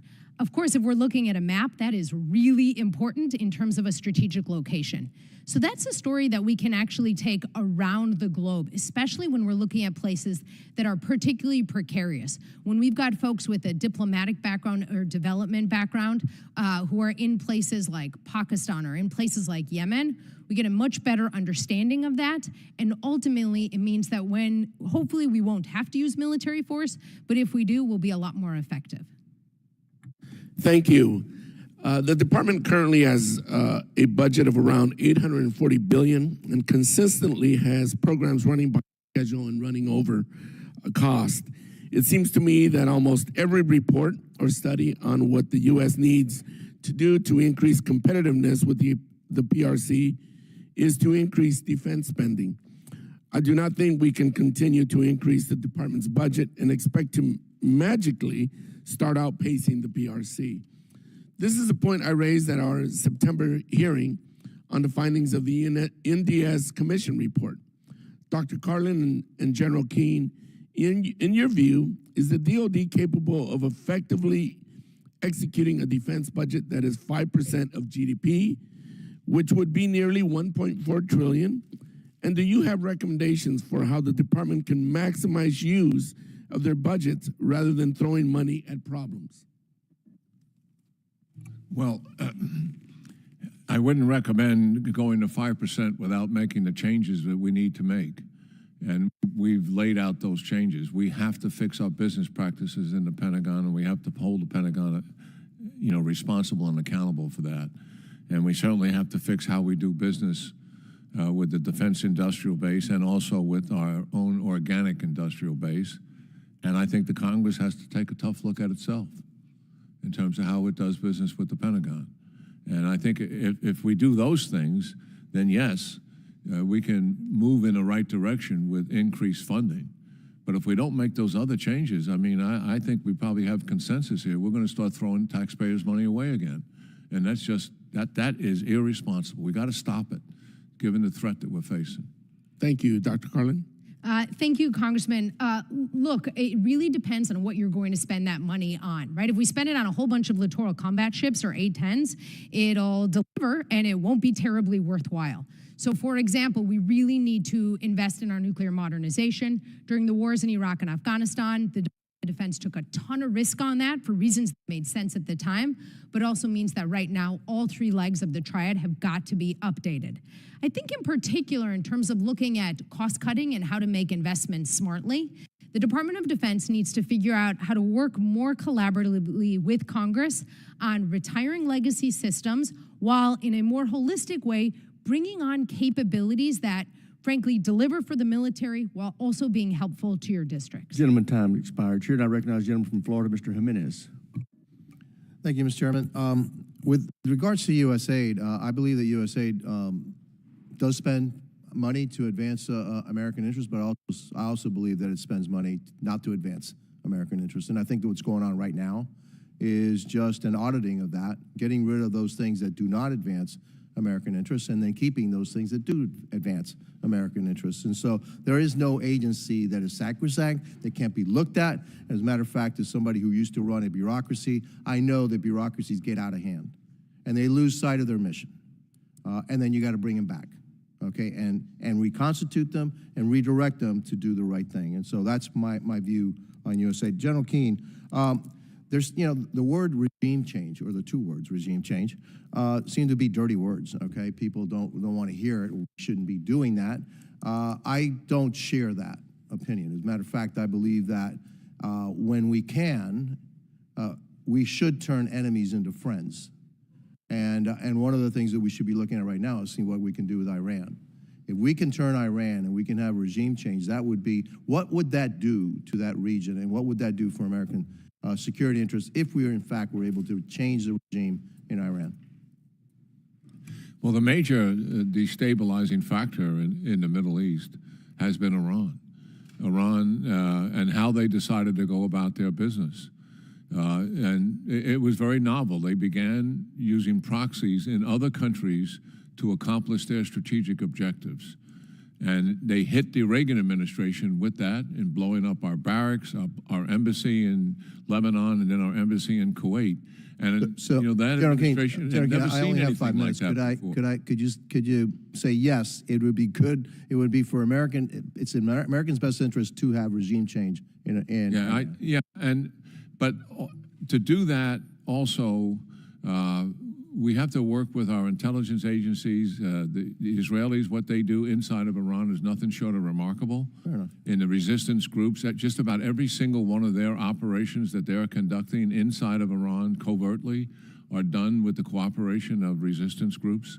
So there's a lot of things that we can do to assist this inside of Iran as well, and that the discussion should be, in a closed-door session with our intelligence services as to how we can assist that. But the general pressure that is on Iran and the problems they're having now, they have never had to this degree in the 40-plus years they've been in power. Thank you. Dr. Carlin, do you sense that there is a resistance or a risk avoidance culture inside the DOD? I think the Department of Defense gets concerned about risks, not least because it's got to use American taxpayer money smartly, and when it fails, the consequences are massive. Massive in what sense? Massive in the loss of American lives, in wars potentially lost. It is in many ways a no-fail culture, because unlike so many other parts, whether it's business or government, when the Department of Defense calls things wrong, people die. I'm actually homing in more on defense weapons systems and development of defense weapons systems. Is there a risk avoidance there? I think it probably varies a little bit by military service, but the Department of Defense would probably benefit from endorsements, frankly, by this committee. Which is exactly where I was going. Yes. Okay. All right. That actually, I could say that we're the cause of it. that they are so afraid of having a system fail and come before this body that we were going to, I don't know if I can say this, ream them, okay, for doing that. I think there's, oh, sorry, sir. Yeah, okay, that we need to change in here too and accept the fact that every once in a while something will fail. You know, everybody, a lot of people take shots at Elon Musk, but one thing I really admire about Elon Musk, all right, is that he launches a starship, it blows up, and he says, great, we learned a whole bunch of things, let's launch another one, all right, until he gets it right. If that were NASA, we would be investigating the first Starship launch, right? And we still wouldn't be on the second. And that's the problem that we have, because then, oh my God, you spent $1 billion, taxpayer money, and it blew up. How could that happen? And I think that that is a disservice. Actually, it's holding us back in the area of defense. It's a team sport, right? And so to the extent that the department calls things wrong, which is inevitable, right? Being able to have a serious classified conversation with the committee, what worked, what didn't work, and why not? And then, frankly, folks are going to look at precedent and see the extent to which the Congress is going to be supportive of folks who are innovative and didn't quite get it right. Thank you. My time is up. I yield back. Thank the gentleman. Chair, and I recognize the gentlelady from Pennsylvania, Ms. Houlihan. Thank you, Mr. Chair, and thank you both for the conversation and for your service. The title of this hearing is Protecting American Interests in Convergent Global Threat Environments. And the message that I've taken away is from you all is that we need to increase defense spending to as much as 5%, but we also need to cut inefficiencies and spend less. We need to be ready tonight. They need to think today's not the day. These are the headlines of this hearing. I'm going to start with the DOGE. The DOGE is supposed to be in charge, in my understanding of the latter, and Chairman or Ranking Member Smith mentioned that in context, in principle, in concept, it's not a bad idea. I agree with him on that. So far, the DOGE has visited the OPM, the Personnel Management Office, CMS, the Department of Education, Department of Treasury, Department of USAID, the Small Business Administration, and the Consumer Financial Protection Bureau. And at least publicly, they're saying appropriately that their purpose is to reduce waste and fraud and spending. And again, this I agree with. It is said that the Pentagon, the DOD, is possibly next. It is said that as early as next week, they will be visiting the Pentagon. General, do you think that the DOGE, the 20 to 40 people whom you're aware of who are part of this organization, is qualified to do the kinds of things with the DOD that they've done with the Department of Education or with USAID? I've always wanted people who get assigned to the Pentagon, some of them to have come from business backgrounds. When I was asked to be Secretary of Defense by President Trump in the first administration, I couldn't do it for personal reasons and recommended Jim Mattis to him. But I recommended to them also, bring in a business person who's done startups, who's done major turnarounds, who knows how to drive an organization. And General, sir, I don't disagree with you. And I think we need that. And if these people who, I don't know who the DOGE people are. Exactly. But if they have business backgrounds and they can take a look at our business practices here and make some changes that just make sense to them. And sir, with the exception of Elon Musk, I believe these to be largely 19 to 25-year-olds who largely cannot possibly have extensive business backgrounds yet because they're just plain not old enough to have those backgrounds. I'm not going to make a judgment based on their age. But I think it's worth. That's richly ironic because in the military, it is all based on time and grade. You know, your ability to understand and know something is based on how long you've been there and what you know. And I guess what I'm asking, sir, I don't disagree with you. I am a business person and did serve in the military, but we cannot possibly expect 20 to 40 people to go through our data, our sensitive Department of Defense data, and have any way of explaining to the American people what is waste and what is fraud with any sort of accuracy. And if it's okay, I'm going to move on to my next question. And this question is for Dr. Carlin. Doctor, today I believe the news headline said that Secretary Hegseth has ruled out NATO membership to Ukraine. He says, and it's interesting, he used the word unrealistic, which was the same word that he used for other descriptions, that the U.S. is no longer going to prioritize European and Ukrainian security. And that, to your point in your opening remarks, you talked about sort of the undecided vote, the people who are on the sidelines who are not necessarily yet deciding which team they are on, so to speak.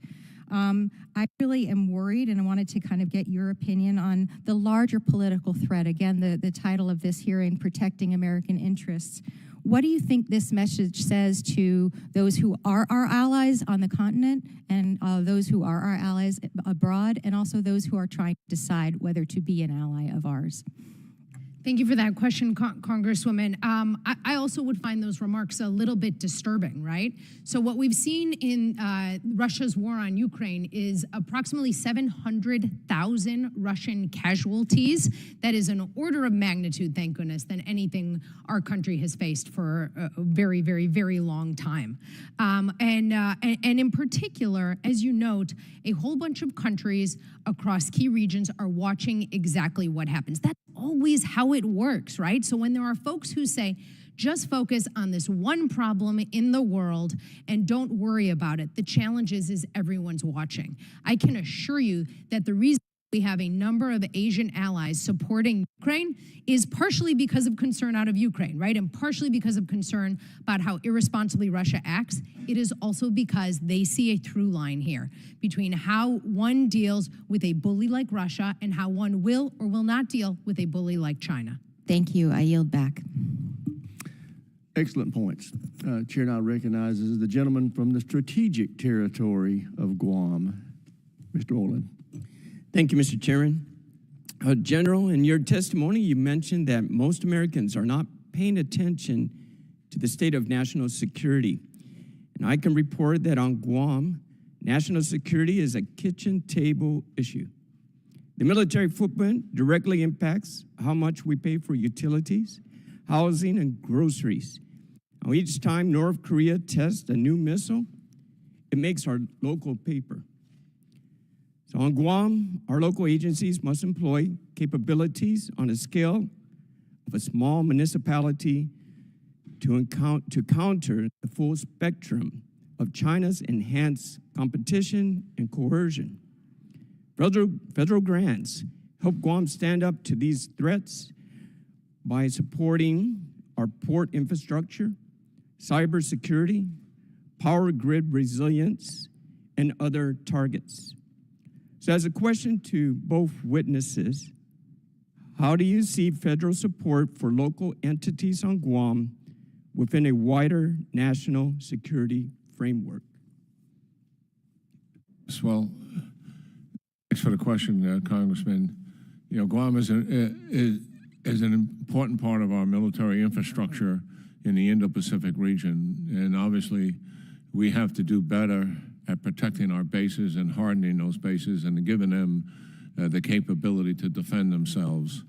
We know from playing war games, the reality is that those bases would be under attack from long-range missiles and also air power. And we have to turn that around in part of our program of deterrence as we have laid out in the past. And thank you also for the people of Guam and for their steadfastness and the support that they have been providing to the United States military at our bases there and throughout the region. It's something we should be proud of. And thank you for your support as well, Mr. Congressman.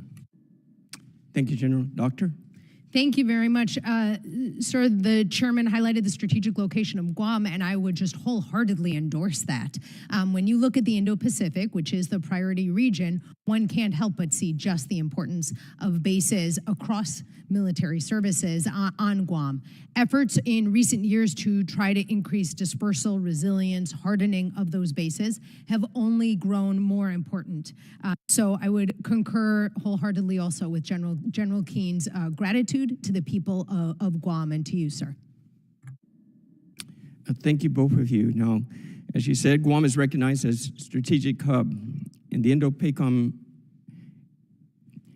yet it has been treated as a spoke. when it comes to infrastructure investments. So, to further your statement, do you agree that focusing on infrastructure improvements will strengthen Guam, and should it be a priority in our national strategy? You know, that's a simple answer. Yes, it should be. Indeed, and those improvements should really look at resilience. You know, deterrence by resilience was a big element in the last national defense strategy. I'm guessing the next national defense strategy will spend a lot of time looking at deterrence as well. So making sure that if, God forbid, there is some sort of attack on Guam, that infrastructure, those people are able to withstand that and push forward. I appreciate your testimonies. Thank you very much. Mr. Chairman, I yield back. Gentleman yields back, Chair, and I recognize Mr. Ryan for 5 minutes. Thank you, Mr. Chair.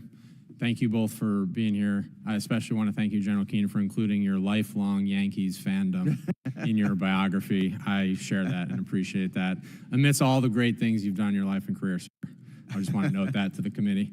On a more serious note, and to your credit, General Keane, you have been a long time, clear, strong voice on the threat from Iran and the importance of our partnership and alliance with Israel, especially in the moment that we're in, including today, some of the important and powerful quotes that I noted. We have an opportunity to stop them once and for all. They're back on their heels, and that continuing to highlight, which I certainly agree with, that Iran is, quote, a major destabilizing factor in the region. And even going back to last year, you, I think, rightly criticized the Biden administration for their hands-off approach to Iran and creating, at a minimum, a lack of clarity about our resolve and strength. Given that, I want to raise a concern that I hope is a bipartisan concern. The senior appointee of the new administration for the Middle East, the DASD for the Middle East, does not share that opinion, which I think should be a broadly held American view. Mr. Domino, who was just appointed Deputy Assistant Secretary of Defense for the Middle East, has said that the Middle East, quote, does not really matter for U.S. interests, has argued that, quote, vital or existential threats in the Middle East are, quote, best characterized as minimal to non-existent. He also very concerningly characterized Iran's 2 missile attacks, unprecedented direct attacks on Israel, as, quote, fairly moderate, and described our strikes against the Houthis and our attempts to deter them as, quote, futile. I'm just speechless, the dissonance there versus, I think, a common picture that so many of us here on this committee hold. I think, ignorant and isolationist rhetoric espoused by a senior official is very concerning to me, and I think should be the committee, given the opportunity and the risks with Iran. I'd ask you to speak to that to the degree you're willing, sir. Yeah, certainly. Well, certainly I fundamentally disagree with that position. And the last 2 administrations have both stated that we have 3 geographical areas where U.S. vital interests are at stake: the Indo-Pacific region, the Middle East, and Europe. And I find it hard to believe that the appointed Secretary of State, Marco Rubio, would hold that view. Agree. Or I find it hard to believe that the National Security Advisor, Michael Waltz, would hold that view. So the national security apparatus of any administration will always have people who have differing views. And that gentleman certainly is entitled to that. But I don't believe that will represent the consensus of the Trump administration's national security viewpoint. We have already discussed this. I mean, the fact there's war in Europe is not an isolated event. And the fact there's war in the Middle East and Iran operationalized all of its proxies is not an isolated event. These events are connected, and President Xi is preparing for war and threatening war. And that is not an isolated event. They really see an opportunity here for themselves to collectively take advantage of the United States and like-minded democracies, I think, as we all pretty much agree with here. No, and it runs totally against that viewpoint. I had not heard that viewpoint, but I disagree with it. No, I appreciate that, and I agree and have heard very different things from other, as you mentioned, senior leaders. So I just think it's important we have clarity, especially given the importance of clarity and credibility when it comes to deterrence. Limited time, I more just want to introduce this idea and build on one of my colleagues, Ms. Houlihan's point. We've talked about acquisition reform. We've talked about streamlining the Pentagon. I think we all agree there are many areas of focus, big programs of record. I would also note some small things like, for example, the new Secretary of Defense spending $137,000 to paint his home while we have soldiers across our force with floors caving in and roofs caving in, which was very disappointing to me. Separating that aside, if we're going to go in and do this streamlining, I think it's critical we address the security concerns of those junior staffers that Ms. Houlihan mentioned from DOGE, and the potential conflicts of interest of Mr. Musk, which I don't have time to go into, but are billions of dollars of contracts directly tied to his programs. I yield back, Mr. Chair. Thank you. I thank the gentleman from New York. Chair, I recognize the gentleman from Virginia, Mr. McGuire, for 5 minutes. Thank you, Mr. Chairman. You know, I served in our Navy for 10 years in special operations, and I know there's some talk here today about streamlining process. And the good thing about special ops is we can open purchase, and we can get things quicker, often cheaper, and we can buy a lot of things off the shelf right now. There's talk of programs that we have to pay for 15 years because we had a contract for 15 years, but they're outdated. So I would totally agree that we need to make some decisions. Now, I agree with the chairman when he said that our weapons cost too much. It takes us too long to get them. But we are spending 2.7% of our GDP right now, which is less than we spent all the way back to before World War II. And if China has more ships than us, more airplanes than us, and everything else except submarines, there's no other way to catch up unless we increase our percentage of GDP. And so I would ask you, what are some things that we do, whether it be Congress, whether it be the president, to help us speed up the process of new technologies and getting them to the troops? And that would be for General Keane. Yeah, well, one of the things I think that would be very helpful is to let the Defense Department have considerably more access to the non-defense commercial sector.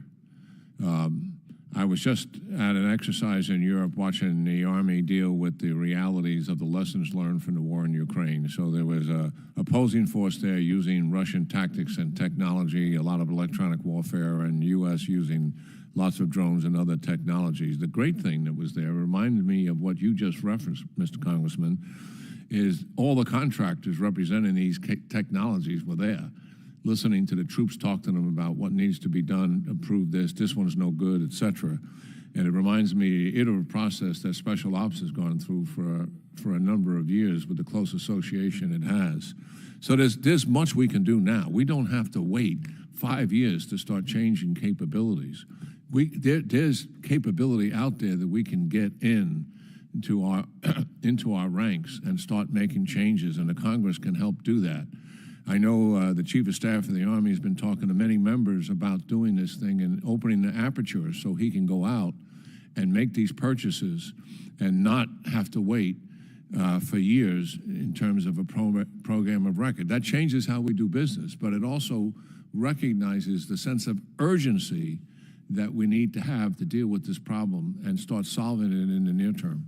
So I have a second question.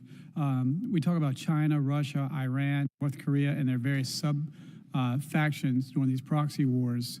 They're kind of united right now. So I think that we have these hot spots all over the world. So we are definitely under more threat today than we have been in a long time. And so we've got to be prepared. I remember Ronald Reagan talked about American exceptionalism. He talked about building a 600-ship Navy. And he inspired me to join the Navy and be part of that, be part of something bigger than myself.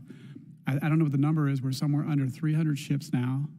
And, you know, and again, ships aren't always the answer, but, you know, we can't compete with our enemies. I want to know, I have a question for both Dr. Carlin and General Keane. If somehow Iran were to get a nuclear weapon, how would that impact the region? And I guess I'll start with Dr. Carlin. And we don't have much time, but it would be a catastrophe. It would be a catastrophe because I don't think any of us should really trust the decision-making of the Iranian regime. It would be a catastrophe because a number of countries around the region, such as Saudi Arabia, will now feel as though they need to get nuclear weapons to protect themselves. And the more countries that have nuclear weapons, the more dangerous it will be. We'll now be relying on them having responsible control. okay, because of time, General Keane. A nuclear arms race in the Middle East is the answer. What would take place as a result of that? And it's a recipe for disaster. When Henry Kissinger was alive, he believed the most dangerous thing facing the world today was a nuclear arms race in the Middle East because it would likely result in an exchange of nuclear weapons for the first time. So I'm very much in strong support of limited federal government. But if the government should do anything, it should be able to keep the homeland, keep the American people safe at home and abroad. And this is the best committee I could possibly be on is Armed Services Committee.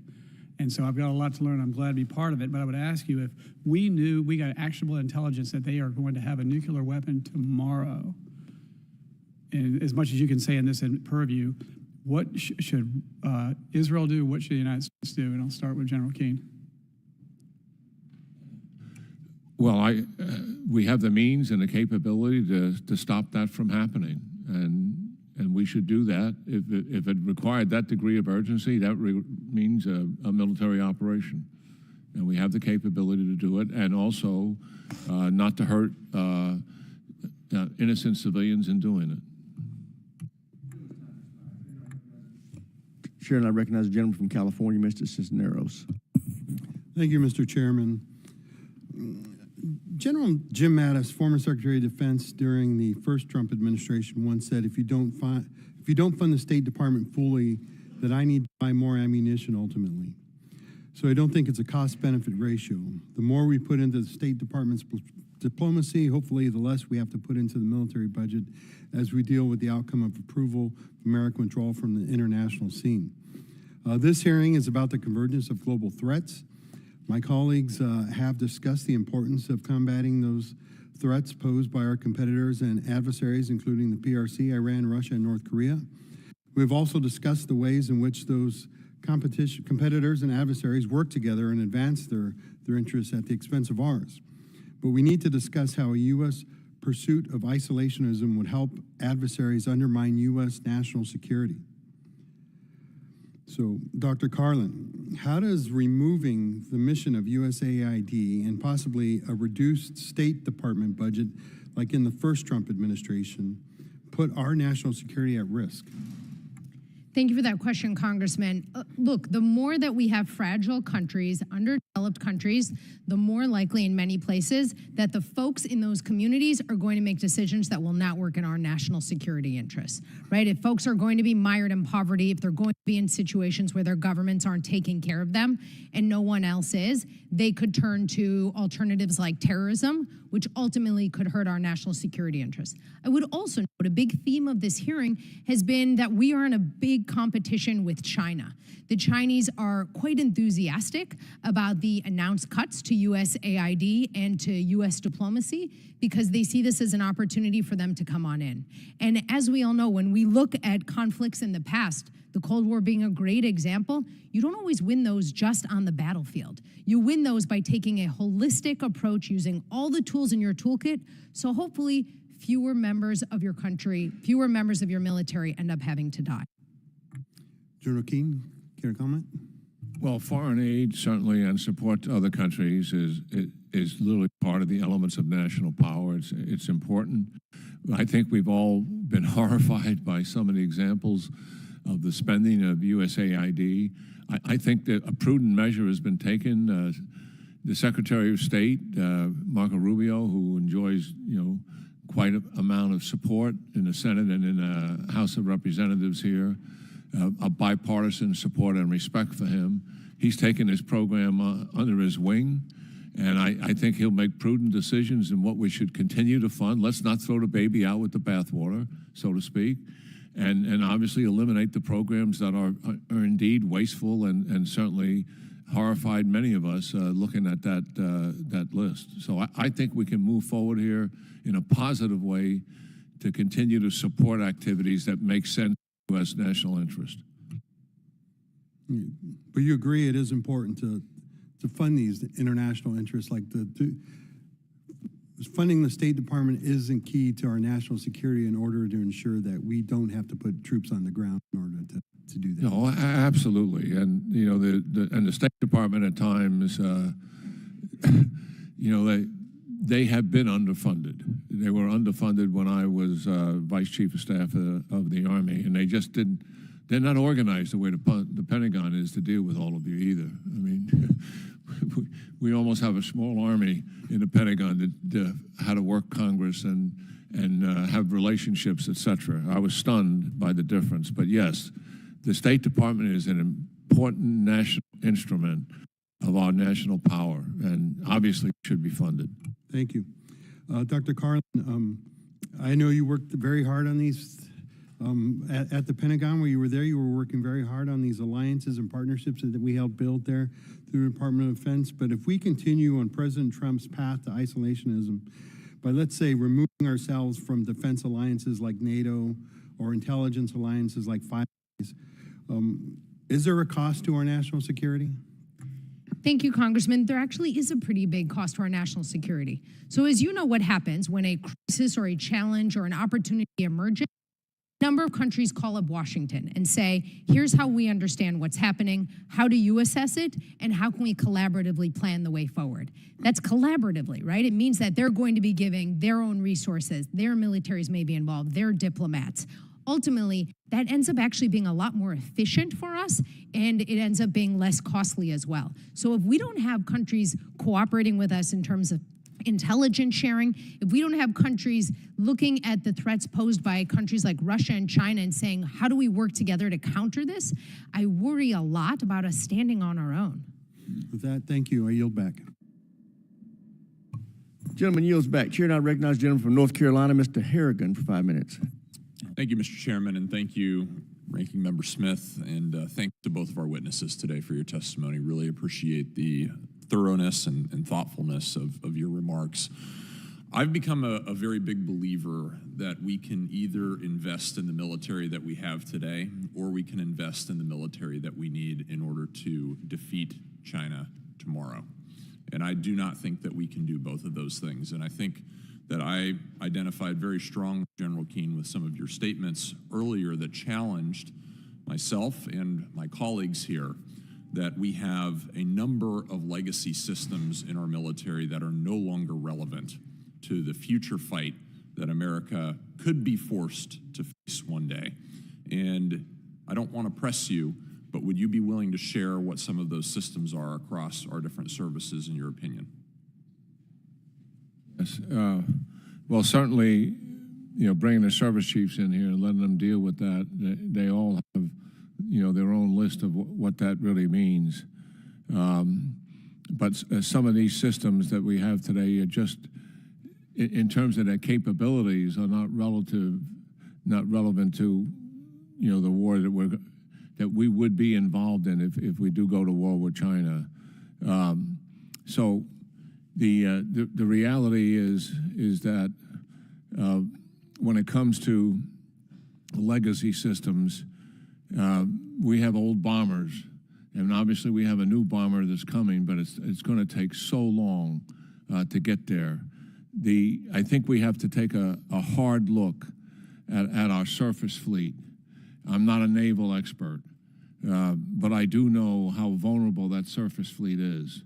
We need a certain amount of ships, obviously, as a global power, to make certain that the navigation routes that help sustain a global economy through peaceful engagement. We need a number of ships to be able to do that. The Navy believes they're about 70 short in doing that, but also we have to take a hard look at the ships we do have in terms of the quality of those ships and how relevant are they for the future. I think all the services owe you a rundown on exactly the question that you just asked, and with some degree of specificity about those systems. And there's always a reluctance to deal with this in a public forum, because then for sure something is going to happen that's negative to them, and the money will never go to the area that they want it to go to. The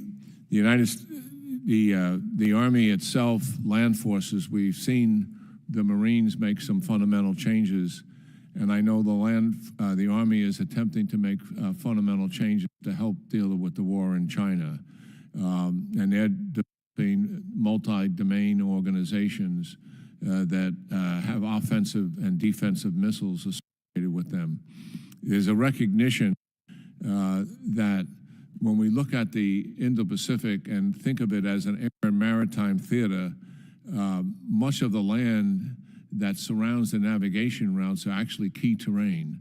And our World War II leaders understood that rather dramatically and used it as such. And we have to recognize that we can take advantage of that key terrain which accesses the navigation routes that the Chinese would be using. And we have to change the capabilities out there as well. We obviously don't need tanks out there because that kind of war is not going to be fought. It's an air and maritime theater enabled by land power, as war in Europe is a land power theater enabled by air power. But we have to make those kinds of fundamental changes in the Pacific region by land forces to assist in the air and maritime theater. But the best answer, I think, would come from the chiefs themselves in terms of what specific programs that they really have on their chopping block, and seek your support to make the kind of changes that they need to do. I mean, they're all underwater when it comes to the budget. You know, they have major readiness issues. The Army hasn't been at the size it's at since prior to World War II. The Air Force is sitting at a 40-year low, and I already mentioned the Navy's about 70 ships short. So they need to increase in size as well as capability to be able to meet the objectives that they have in dealing with the threat. Gentleman's time's expired, and the chair now moves to another North Carolinian, Mr. Davis, for 5 minutes. Thank you so much, Mr. Chair, and to the ranking member for convening us today, and importantly to our witnesses. Thank you both for being here. Since coming into Congress for me, I've fought to make sure Ukraine in particular had the resources it needed to protect itself against Russia's unprovoked invasion. And Dr. Carlin, thank you so much for your earlier testimony. My question to you specifically is, as we're moving forward now, what support does Ukraine need from allies like the United States to put itself in the strongest possible negotiating position? And does that include, if you can speak specifically, we know F-16s are making their way to Ukraine. Can you speak towards that? And also training, pilot training. Thank you very much, Congressman. And that's exactly the right way to think about this, right? How to make sure that Ukraine's military is as capable as possible, because wars end in negotiations generally, and that's how one can expect this will come together. In terms of continued support, as you know so well, Congressman, a lot of it comes from the United States, and a lot of it comes from a number of other countries, 50 plus countries or so that are actually meeting this week with the Ukraine Defense Consultative Group, and that has traditionally been convened by the Secretary of Defense. For the first time, it will actually be convened this week by the Brits. So making sure that Ukraine has the continued support for its military is really important. The Ukrainians have a good idea of how the battlefield is changing and what can be most useful. I think in particular what we're seeing is the utility of like uncrewed systems. Frankly, I would also say U.S. advising has been worthwhile as well. The U.S. Army has used artificial intelligence to really support the Ukrainian military. Their efforts in the sky are increasing, will increasingly start to make progress in terms of the F-16 front. It just takes a while, right, in terms of that training, getting those pilots ready and capable to do so. So I would strongly recommend the United States should enthusiastically continue to participate in the UDCG, continue its assistance, and work closely with Ukraine to figure out not just what are the platforms that it needs, but what kind of training, what kind of of advising, because oftentimes that can be the secret sauce for their military, not just the stuff. Absolutely. Thank you. In the most recent National Defense Strategy, analysts referenced the significance of pacing change, or the pacing challenges, I'm sorry, that the People's Republic of China poses. General, a question for you today. When we think in terms of Japan, South Korea, Taiwan, are they moving quick enough to encounter any potential acceleration of a buildup that may come from the PRC, especially in the Taiwan Strait? Yes, I think some of that's been quite remarkable. Japan, certainly the case in point. I mean, they've turned their entire defense budget around and are completely committed to it.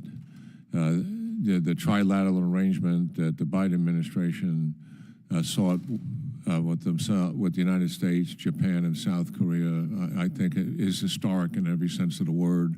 You know, that South Korea and Japan coming together because of a common enemy. Obviously, South Korea does have challenges in terms of its present government internally, but their commitment that they have made to return to robust training with the United States, and also recognizing, how Kim Jong-un has changed any thought of reunification with South Korea and is claiming the peninsula in terms of their own sovereignty and aligning with the other three countries in terms of the peninsula being their sphere of influence is a fundamental change, and South Korea certainly is standing up against all of that. So, and Taiwan, I think there's more that they can do, and Congressman Moulton was all over this in terms of some of the innovation changes that they can make that could strengthen their defenses while they're waiting for the major industrial items that they're owed as a result of their $11 million purchases. So yes, we're moving in the right direction, but there's more that can be done. Gentleman's time has expired. Chair now recognizes the gentleman from Indiana, Mr. Mesmer, for 5 minutes.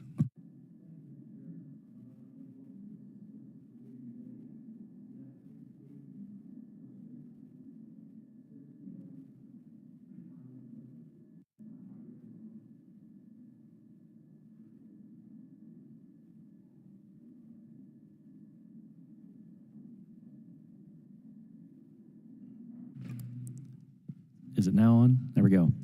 All right, start over. Thank you, Mr. Chairman. I'd like to thank the witnesses for being here today. The threats that the U.S. is facing today are more challenging and serious than ever, and now is the time for the U.S. to focus on increasing defense spending. General Keane, currently China has the world's leading hypersonic missile arsenal, and they continue to develop conventional and nuclear-armed hypersonic missiles, while the DOD has continued to experience setbacks.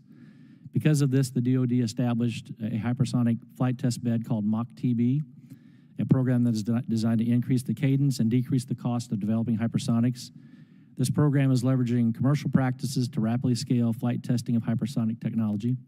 Could you talk about the value of having a robust testing program that would increase the cadence and decrease the cost of hypersonics like MACH-TB to support the technology maturation process for hypersonics? Certainly, China has a lead on hypersonic weapons. They have deployed these weapons, so they're currently in their arsenal, and we are catching up here. But look, this is the United States, and I'm convinced we're going to get there with our own capability. And hypersonic weapons, as we all know, they are difficult to track, difficult to intercept.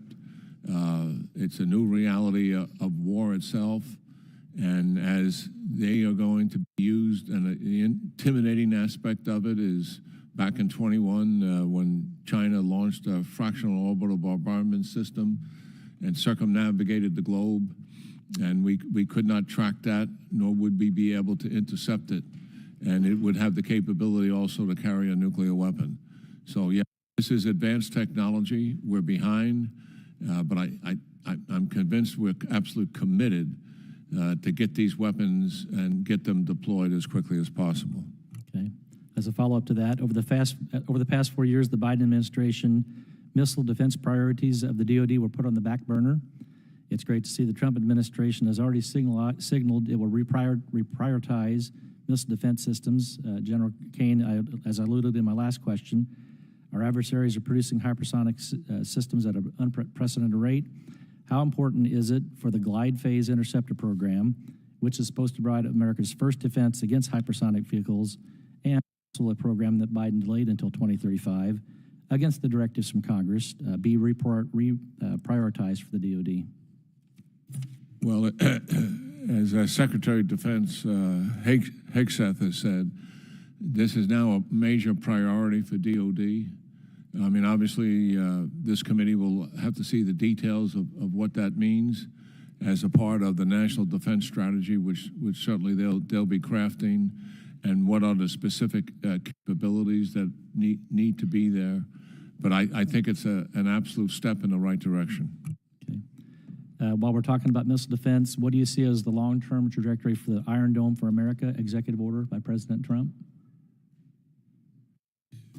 Well, I think we need to take a deeper dive in this to understand what are we really talking about here. I mean, obviously, we're not going to deploy defense missiles all over the United States. This has a lot to do with space-based technology and how do we track and how do we defend using space in a way that we're not using it today.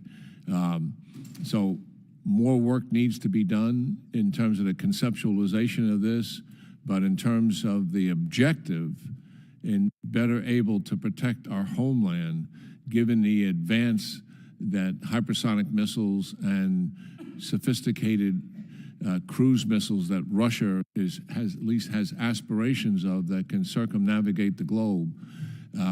These are fundamentally objectives that are worthy of conceptual study and also deployment. And we're going to need to find out more about how we best can get at this. And I think we're in the very early stages of it right now. Okay, thank you. That kind of leads into my next question. Do you think a space-based interceptor system is needed to protect against hypersonics? Yes, and the previous administration felt the same way about that. I mean, we have to make advances in space to be able to identify, to be able to track, and then also to be able to intercept. And we don't have that capability today. Remember, all of our systems are designed to track ICBMs that are coming in the northern hemisphere from the east or the west. And with the development of these hypersonic glide vehicles that can circumnavigate the globe, they can come from any direction, and we've got to be able to identify, track, and intercept, and we don't have that capability today. Yeah. Thank you, Mr. Chairman. I'll yield back. Representative Crow, Colorado, you have 5 minutes. Thank you, Chairman. General, I just wanted to start with you and respond to something that you said in the opening, which I agree with. There is near consensus on a bipartisan basis in this committee that our procurement and contracting systems are badly broken, that we are wasting tens of billions of dollars on systems that are not effective, that are not efficient, that are not being fielded quick enough, that is not in the interests of our constituents and taxpayers, that we need drastic reform, and it's one of our biggest national security issues. Again, near consensus on that issue, and I liked your analogy about talking about DOD from the business frame, right? That no business would operate that way. I struggle though with squaring that with the constant asks for more money, right? Because how can we say that it should operate more efficiently and more like a business if it's wasting tens of billions of dollars and inefficient, and DOD hasn't passed an audit ever? And then we should just pump tens of billions of dollars more and increase the top line, because the DOD is a rational organization, actually. And rational organizations respond to incentives. And if the incentive structure is broken, then you have to change that incentive structure. So I would just posit to my fellow members that if we want to change the incentive structure and make this big change, then we have to tie increases to the top line and increases to additional funding to that reform. That bifurcating those actually will make no sense. And because we've been debating this as long as I've been in Congress. Reform, efficiency. 6+ years, and virtually nothing has changed. So we have to connect the two. And I'd love to work with anybody who would be willing to do that. Dr. Carlin, to go to you, I am deeply concerned with the lack of capturing lessons learned in the Ukraine-Russia war, right? This is the most brutal war since World War II, massive amounts of casualties, massive amounts of destruction, and both the Ukrainians and the Russians are actually learning quickly, and they're adapting quickly. But what I'm hearing from our own people, both our intelligence agencies and our DOD, is that we're not. We're not both putting those lessons to the COCOMs, and we're not putting them into the schoolhouse to adapt our battle drills, to adapt our TTPs, to do new things. It's just not happening. So can you talk to me, has that been your experience as well, and how do we tackle that?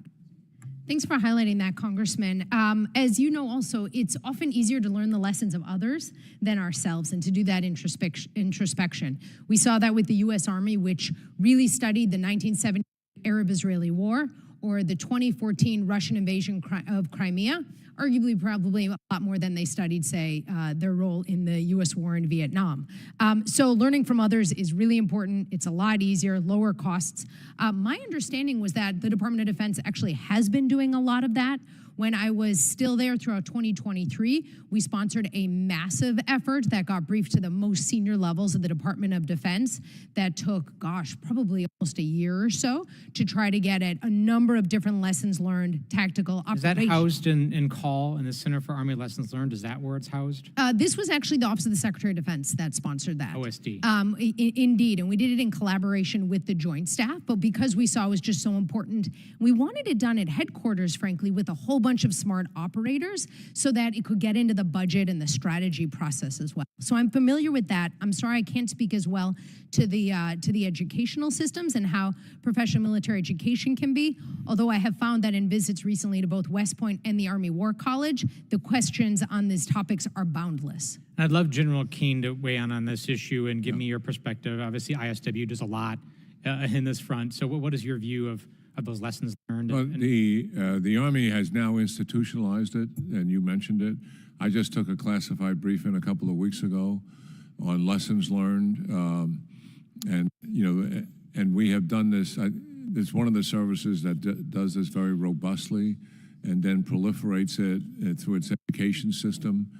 Not only did I take the briefing on the lessons learned, but what was its implications? The purpose of the briefing is, well, here's what is happening.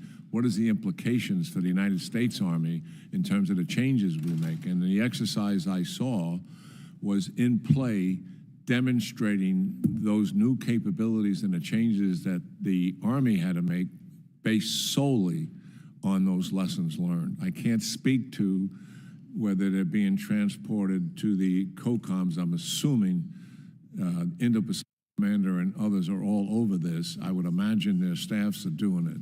But institutionalized is the important thing here, because that's how you change the education system and the operational capabilities of the forces. The gentleman's time has expired.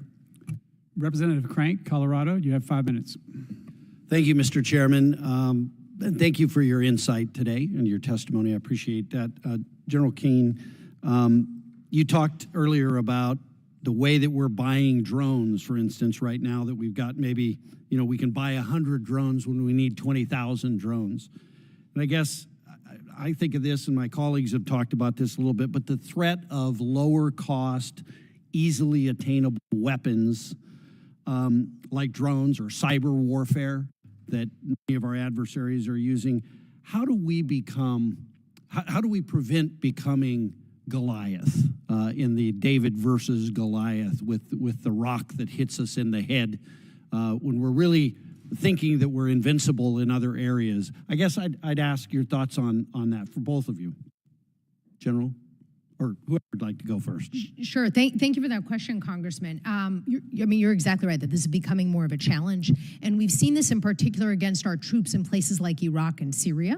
And so the U.S. military has had to worry about how to deal with this problem in terms of platforms, to be sure, but also in terms of tactics, techniques, and procedures. And I think that may be part of the secret sauce for how to deal with a counter uncrewed autonomous system challenge. Yeah, well, the changing character of war has been really quite dramatic. We've not seen anything quite like it. When you look at what is happening in the war in Ukraine, so this is a land-based war, obviously, where that's the focus. Ukraine doesn't really have an air force, but they obviously have what's called a drone corps. They've had to form this because they recognize that to maximize the capability of surveillance and killer drones, it's much better to have it in a separate organization where you have all that innovation together as opposed to being in a tank battalion or an infantry battalion per se. And when you look at the battlefield itself, where the Russians and the Ukrainians are closing, the casualties are enormous. But the reality is that drones are influencing those casualties more than anything else. Artillery still does more casualty producing as a weapon system than anything else. Drones are second, but the drones are give the proponent the ability to see the battlefield and detect movement and capture that movement, so much so that you can put a killing system on it in a matter of seconds. So warfare, as we know it, has dramatically changed. And how best you integrate this capability is really what has taken place right before our eyes. The Russians still have huge tactical problems in terms of their leadership, the willingness of their force to fight, and the skill sets that they have. The Ukrainians are outnumbered, but they have huge amount of creativity and innovation, and they have the will to fight. They're fighting for their families. They're fighting for the preservation of their way of life. But yeah, the technological changes on the battlefield are quite dramatic. Combined arms maneuver, which is what we were seeing a little bit of last year, is hardly taking place at all, because if you move, you get killed. If you're identified, you get killed. And it's really quite remarkable how this change is impacting ground warfare. I've not seen anything like it in some time. Well, and maybe I would ask this question. I probably don't have time to get much of an answer, but on Iran, very quickly, how do we break this Iranian regime? You know, I remember back during the Obama administration, we had a student uprising, and I think we lost an opportunity there to get rid of this Iranian regime. Are we at a moment here where they're broken, and we could finally push that over the edge and bring freedom and liberty, perhaps, to the people of Iran?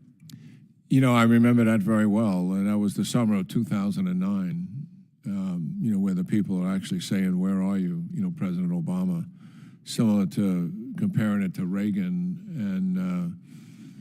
and Poland, you know, in supporting the factory workers.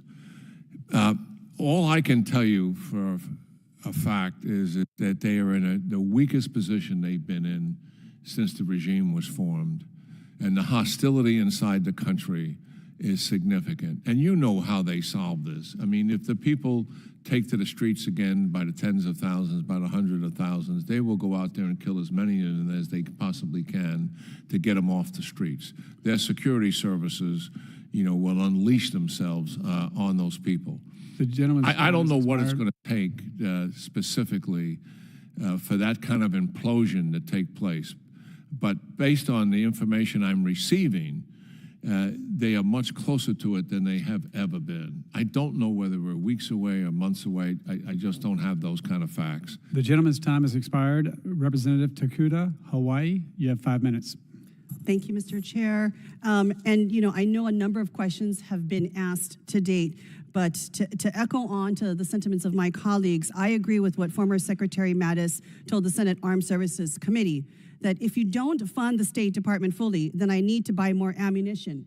He was clear that our international affairs budget and our defense budget are inextricably linked in terms of our advancing of our national interests, but that ultimately the State Department and its programs needed to come first and be backed up second by our military. If not, we will trade this soft power diplomacy for our boys and girls on the front line.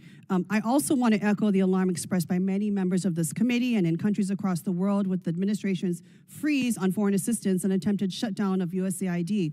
No matter how long these policies last, they have sent a shocking and harmful signal to our partners, allies, and yes, our adversaries about our commitment, now questionable commitment, to our shared values and interests across the globe. General Keane, Dr. Carlin, for the record, just a yes or no will suffice. Has the attempted shutdown of USAID and the freeze on U.S. foreign assistance alarmed our allies and partners and emboldened and abdicated our soft power leadership role to our adversaries, including China and Russia?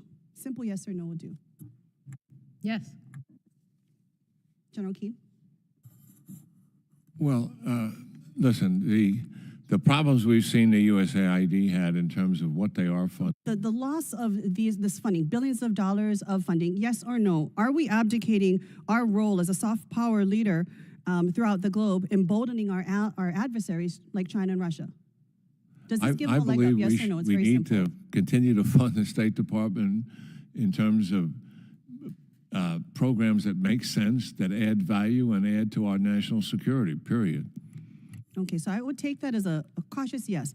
I want to focus specifically on our State Department then's funding for nonprofit organizations that work on China-related issues from outside of China. They track protests, monitor state censorship, and document ongoing human rights abuse, including those related to the Uyghur genocide. Since the funding freeze, many of these organizations are in crisis, forced to abruptly suspend their work and lay off staff. This is a critical blow, we know, to the already limited information flow outside of China. And it puts us and the global community at an extreme disadvantage in terms of holding the Chinese Communist Party accountable. General Keane, Dr. Karlin, from your perspective as former Pentagon leaders, how important is this kind of information on China to the types of decisions we have to make at the Pentagon, especially in terms of shaping the information environment around China? Well, certainly it's important, and it's vital to have that kind of understanding going forward. But as I've said before, we need all the elements of national power applied in dealing with the threat of the Chinese Communist Party and its intent to dominate the region and replace the United States as the world's global power. All the elements of national power integrated together have to be applied robbing ourselves in of one concert tool with from our the allies toolbox. and partners. Thank you. Dr. Carlin? Congressman, I would absolutely agree with what you heard from General Keane.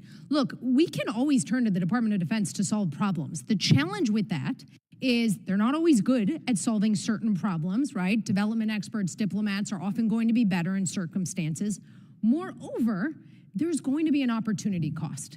And so if we are having the Department of Defense do things that maybe are more expensive or are not on the priority list, that will cause a problem. Just one example, right? To the extent we have pilots from the U.S. Air Force that are flying migrants elsewhere, that's actually a lot more expensive than using chartered aircraft, for instance. It also means those pilots aren't spending that time thinking about what I think much of this committee concurs with, which is the primary challenge of China. Absolutely, and I think you also agree that when it comes to being able to gather intelligence and information, we should not be limiting ourselves. But to your point, Dr. Carlin, dollar for dollar, many of these nonprofit organizations that we have funded have amongst the most effective in giving us the intel we need from places like China. Lastly, I didn't look at the time up. I want to raise the Pacific Islands that are so geostrategically important to the Indo-Pacific region. For years, China has been making major inroads in this region, peeling away Taiwan's diplomatic allies and deepening security relations that pose major risks to our posture and operations. Last year, China regained its place as the second largest bilateral donor to the Pacific, surpassing the U.S. just again. Just this week, the Cook Islands expected to sign a partnership agreement with China. Do you both, familiar with this area, believe that when we are shutting down and suspending support to these foreign assistance programs, that we are basically abdicating and giving away the Pacific Island region, critically important to our adversary, China? The time has expired. Thank you. If I can request that that question be sent out and responded to. Briefly. Thank you, Mr. Chair. Real brief. All right. Representative Hamada, Arizona, you have 5. Thank you. General Keane warns that the threats we face today are the most serious since 1945, and yet, as Dr. Carlin's testimony describes, we confront adversaries operating beyond the traditional boundaries of conflict across a highly integrated battlefield that spans from cyber attacks on our home front infrastructure to nuclear brinksmanship abroad from the leading state sponsor of terror, Iran. The central challenge is this unprecedented convergence of threats where rising revisionist powers are deepening cooperation to undermine American interests worldwide, while rogue regimes collude to blunt our countermeasures. Nowhere is this more apparent than the no-limits partnership between Russia and China, who support each other's territorial ambitions, while enabling weapons development that jeopardizes our overmatch. Meanwhile, North Korea and Iran trade ballistic missile technologies that threaten our greatest allies and shipping lanes, like the Houthis have been doing in the Red Sea. Congress must assess this net assessment of allied defense spending, industrial base output, force readiness, and modernization timelines against our adversaries rapidly fielding advanced combined capabilities. America must lead in developing the most lethal forces to deter this axis of aggression before it spirals into a global conflict. Now, my first question is for General Keane. General, do our current capabilities match our adversaries' rapid fielding of hypersonics and AI-enabled technologies? My district has all the Taiwanese semiconductors coming into it, so I know the semiconductor space is really critical to this, but I'm just wondering, do our current capabilities match our adversaries currently? Well, in terms of hypersonic capabilities assisted by AI, no, they do not. The reality is that, as we mentioned, China is ahead of us on this. They have their assets deployed, and we're still testing ours. Other capabilities, we obviously, have advances that they don't have, particularly in submarine warfare. But we have a ways to go here, and that's the reality of it. It's not just what China has managed to do is not just numbers in terms of quantity. The quality that they are producing in terms of their platforms is quite sophisticated, and it's grown in quality through the years. That's the reality of what we're doing. Our systems are excellent as well. I'm not suggesting that they're not. But there is a difference, and as I pointed out, when you get about 1,000 miles from the coast of China, the advantage moved decisively to China in terms of a military advantage that they have. Thank you, General. And this question is for both of you, but let's start out with Dr. Carlin. What are the most critical reforms Congress should prioritize to ensure a defense industrial base can sustain high-intensity conflicts across multiple theaters? Thank you, Congressman. I would just note, by the way, that in addition to looking at Chinese capabilities, it's important to look at experience, of which they have virtually none. Right? Last war they fought was nearly 50 years ago, and it didn't go so terribly well for them. In terms of what Congress can do regarding the defense industrial base, two things jump out. One is on-time appropriations that gives them, and of course the Department of Defense, some sort of predictability that when we put out a strategy, going to align the resources appropriately. And then I think secondly, Congress can have some important and hard conversations with defense industry about them delivering the things they have committed to delivering in a timely manner, and then trying to figure out when things aren't looking the way that they should and need some real change, what needs to happen. Congress's leadership on the submarine industrial base is a really good example here. And if I can go back, do you think foreign military sales also is combined with this, with our defense industrial base? Because I've been hearing that some of our allies have been reducing their American military equipment and weapons and shifting other places because they're not able to get a lot of the equipment on time. I'm not familiar with them reducing, and I actually used to oversee all of our foreign military sales throughout most of the Biden administration. That process has gone much faster than it used to go, the technical aspects of that process. Not least that's thanks to lessons learned from Ukraine and then from assisting Israel post the October 7th attacks. So usually folks want U.S.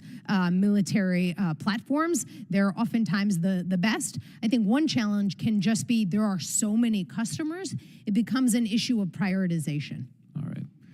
I yield back. Representative Tran from California, you have 5 minutes.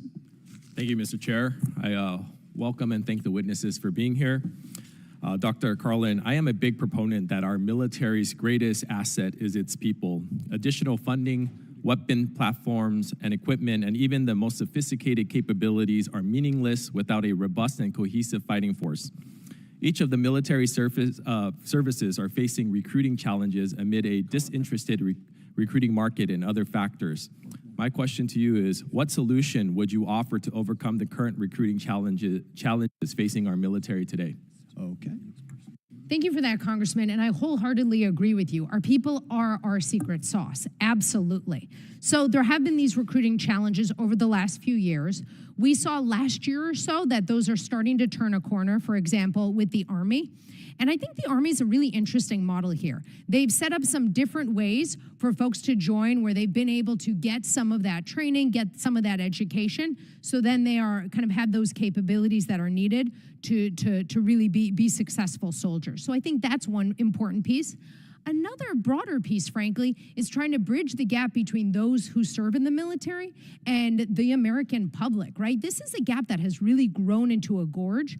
It's not least because 0.5% of Americans serve in the military, and folks who serve are often going to be on these kind of big sprawling bases rather than spread out around the country. So really kind of upping the recruitment effort in spots where folks don't have a lot of interaction with folks in uniform and trying to incentivize that interaction to just lower those barriers so all Americans understand here's what it means to join the military, here's what a day in the life of someone who serves looks like, and here's why you might want to consider it. Congress, can I add to that? Sure. First of all, in 24, all services met their recruiting objectives. So they have figured out what the issues are, and much of it had to do with improving their own programs. And I think the Army had a pretty innovative program in dealing with people who couldn't pass the armed forces test, and they didn't teach the test to them. What they've wound up doing is teaching arithmetic, I call it, all right, and reading to people because they're coming out of education systems in the United States that are wanting. The second thing, get to your point about people, our retention, all services retentions are almost at record levels, which tells you that the people who are serving are getting a meaningful and purposeful experience that they value, and the degree of satisfaction is high. My concern about it, having spent 20 months looking at the National Defense Strategy and the services applying that strategy, is we're so much smaller than what we should be. We're asking, but the requirements are going up given the threats we've been discussing here today. We're asking more of them. That's the concern I have. If we don't grow them, then that retention may go down because life balance is going to change with their families. It's not happening. The morale is good, and they feel purposeful of what they're doing. I totally agree with you. Our people are our most important resource. Thank you, General. My next question, before I start that, is as a veteran myself, I chose to serve because of the distinct privilege to give back to my country and my community. Yet recent actions by this administration to attack members of the military and undermine efforts to be more inclusive are harming the sanctity of service and threaten the lure of service for potential recruits. What impacts do you believe President Trump's recent actions to abolish DEI efforts within DOD will have on our ability to adequately recruit and retain new talent? Dr. Carlin. Look, our military, as you know, Congressman, is stronger when we have different types of folks serving in it, right? Folks with different backgrounds, different experiences from different parts of the country, and where they feel like this is an environment where they can thrive. We have a ton of evidence that that is the case. I'll just give you one data point, which is about 20% or so of our active duty force is women. They are playing critical roles throughout the U.S. military.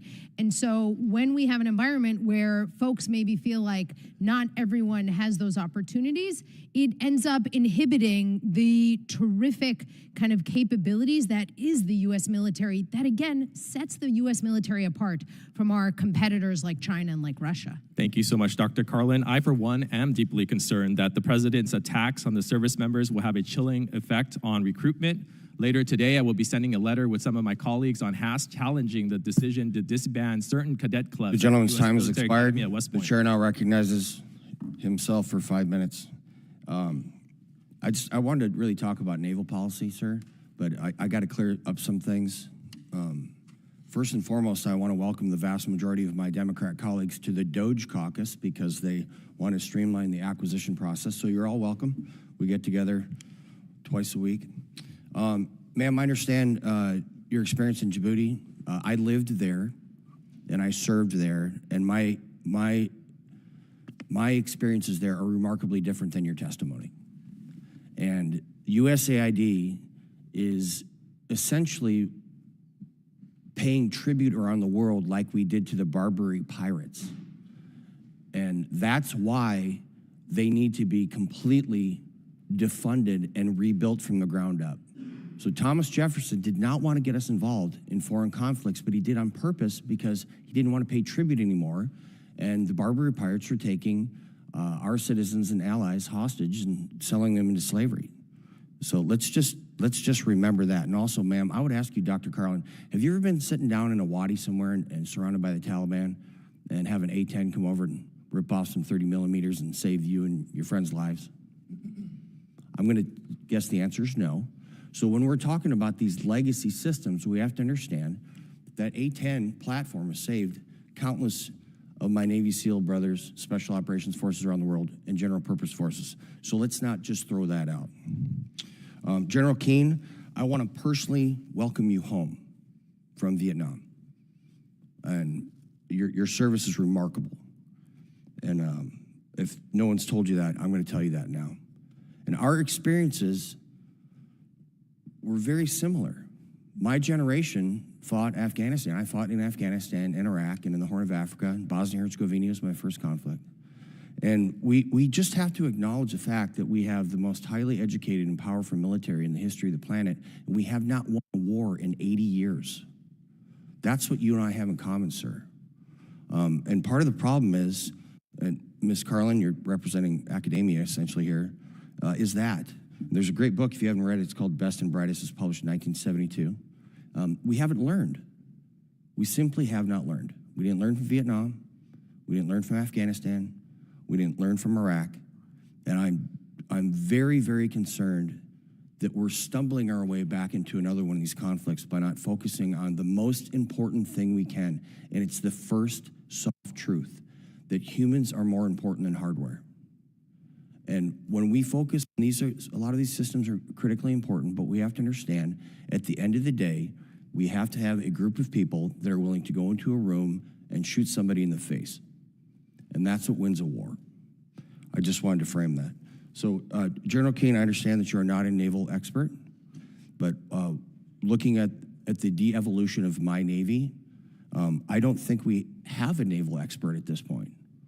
We have given the Red Sea over to the Houthis, and I don't understand that. The Straits of Malacca, what are we doing? So, General Keane, if we remember that humans are more important than hardware, what do you think you, as a recognized expert for decades in military leadership, what can we do to reshape the most important piece of this puzzle, and that's the human? Well, using the example that you're describing, I mean, it's our unwillingness to confront the adversary that permits this, disaster going on in the Red Sea and the Suez Canal. I mean, just think about this. We have had anti-ship ballistic missiles fired at Navy warships. When's the last time that's happened? That's never happened. It's never happened. And it has happened recently. And what did we do about that? Not much of anything. So, General, and we were in seconds. There were 300 people on that ship. Right. We were in seconds of that ship exploding. Correct. So, General Keane, I'm sorry, I don't mean to interrupt, but I just have a very limited time. My colleague, Mr. Jimenez, asked you a question, Ms. Carlin, about risk aversion. And what he was referring to is our naval officers and many of our military officers have become careerists. And I'd say that's why we lost Vietnam, that's why we lost Afghanistan, that's why we lost Iraq. So when our general officers and our field grade officers are focused more on their career than they're accomplishing the mission, which is protecting our citizens and our allies, we lose. And until that changes, we will never win another conflict again. My time has expired. Mr. Sorensen from the great city of Illinois is recognized for 5 minutes. Thank you to the gentleman, Mr. Chairman from Wisconsin. Good morning, all. Welcome to our witnesses. General, thank you for your great service to our nation. Dr. Carlin, thank you so much for giving your insight and speaking truth. As my first hearing as an armed services member, let me tell you what an honor it is to be sitting in this chair today. My district is central and northwestern Illinois. It's home to the Rock Island Arsenal, our Army's first Army headquarters, also the 182nd Airlift Wing at Peoria. I'm proud to represent the men and women at these entities, both uniformed and civilian, and the work that they do to support our national defense interests at home and abroad. In your written testimony, you both discussed the importance of our defense industrial base and how critical it is to counter Russia and China's growing influence and aggression. Before diving into my questions, I'd like to touch briefly on the importance of our organic industrial base and the work at the Rock Island Arsenal. Having played a key role in every conflict going back to the 1830s, generations of Illinoisans in my district have worked at the arsenal, building the equipment that keeps our men and women safe. In 1832, the Rock Island Arsenal began a story of American innovation, leading the world in cutting-edge technologies and advanced manufacturing. The labor of those in our region is the story of the heartland, that we would ever think about putting an arsenal on an island in the middle of the Mississippi River. Hard workers, good neighbors, serving their communities every day and our nation by providing the resources needed to uphold our values here and around the world. It's therefore mission critical to the United States readiness that we have the tools to equip the arsenal and the organic industrial base to meet the demands of the 21st century. Dr. Carlin, I'll begin my questions with you. In this era of complex and interconnected global threats, can you speak to the importance of focusing not just on the weapons systems, but on the infrastructure and the men and women who build and maintain the systems we need? Thank you, Congressman. Absolutely. You know, in 2018, General Keane and I both worked on a National Defense Strategy Commission. And in that, we assessed that we really had to focus on the defense industrial base. We were worried about the state of it, worried in particular about the state of our munitions. Well, lo and behold, a couple of years ago, those concerns become spectacular as we see the impact of Russia's invasion of Ukraine. Now, the good news is folks have all gotten to learn the lesson while not being engaged directly in a war with American service members. So the progress that has been made with the defense industrial base over the last 2.5, 3 years or so has been crucial. I would also really commend Congress because your leadership, especially on the munitions piece, like with multi-year procurement authority, has been incredibly important. I mean, frankly, as you know well, having the people is absolutely important. They've also got to have the stuff. Thank you, Doctor. General Keane, you spoke on the importance of consistent funding for the industrial base and the investments that we have made over the past several years, in particular, to update our facilities. Can you elaborate a little bit more on the importance of continuing to ensure modernization is prioritized in the budget? Yeah, this is very important. The organic industrial base, which is what the Department of Defense owns themselves, is absolutely critical, separated from the commercial part of the defense industrial base. And starting with the second half of the Trump administration, major funding began, and it continued right through the Biden administration. And the war in Ukraine certainly elevated the significance of that, particularly as it came to ammunition plants and the like. So we went literally from $200 million to $800 to $1 billion a year. And then this committee supported a $4 billion supplemental in terms of funding for artillery ammunition. And we managed to build our first new small arms plant since 1941 in a place called Lake City, Missouri. This is 50 caliber and below. So the war in Ukraine has truly emphasized that many of our facilities are outdated, and some of them actually are not as safe as they should be because of the processes that they're using. We've got to fix it, and we've got to continue the funding that has begun by two administrations. The Trump Gentleman's time has administration expired. and the Biden administration. Thank you, General. I look forward to meeting The chair now recognizes Madam Goodlander from the small yet mighty state of New Hampshire. Thank you, Mr. Van Orden. And thank you to our witnesses for your service to our country and for being here today for this hearing. It's an important one for me because it's my first hearing as a member of the House Armed Services Committee.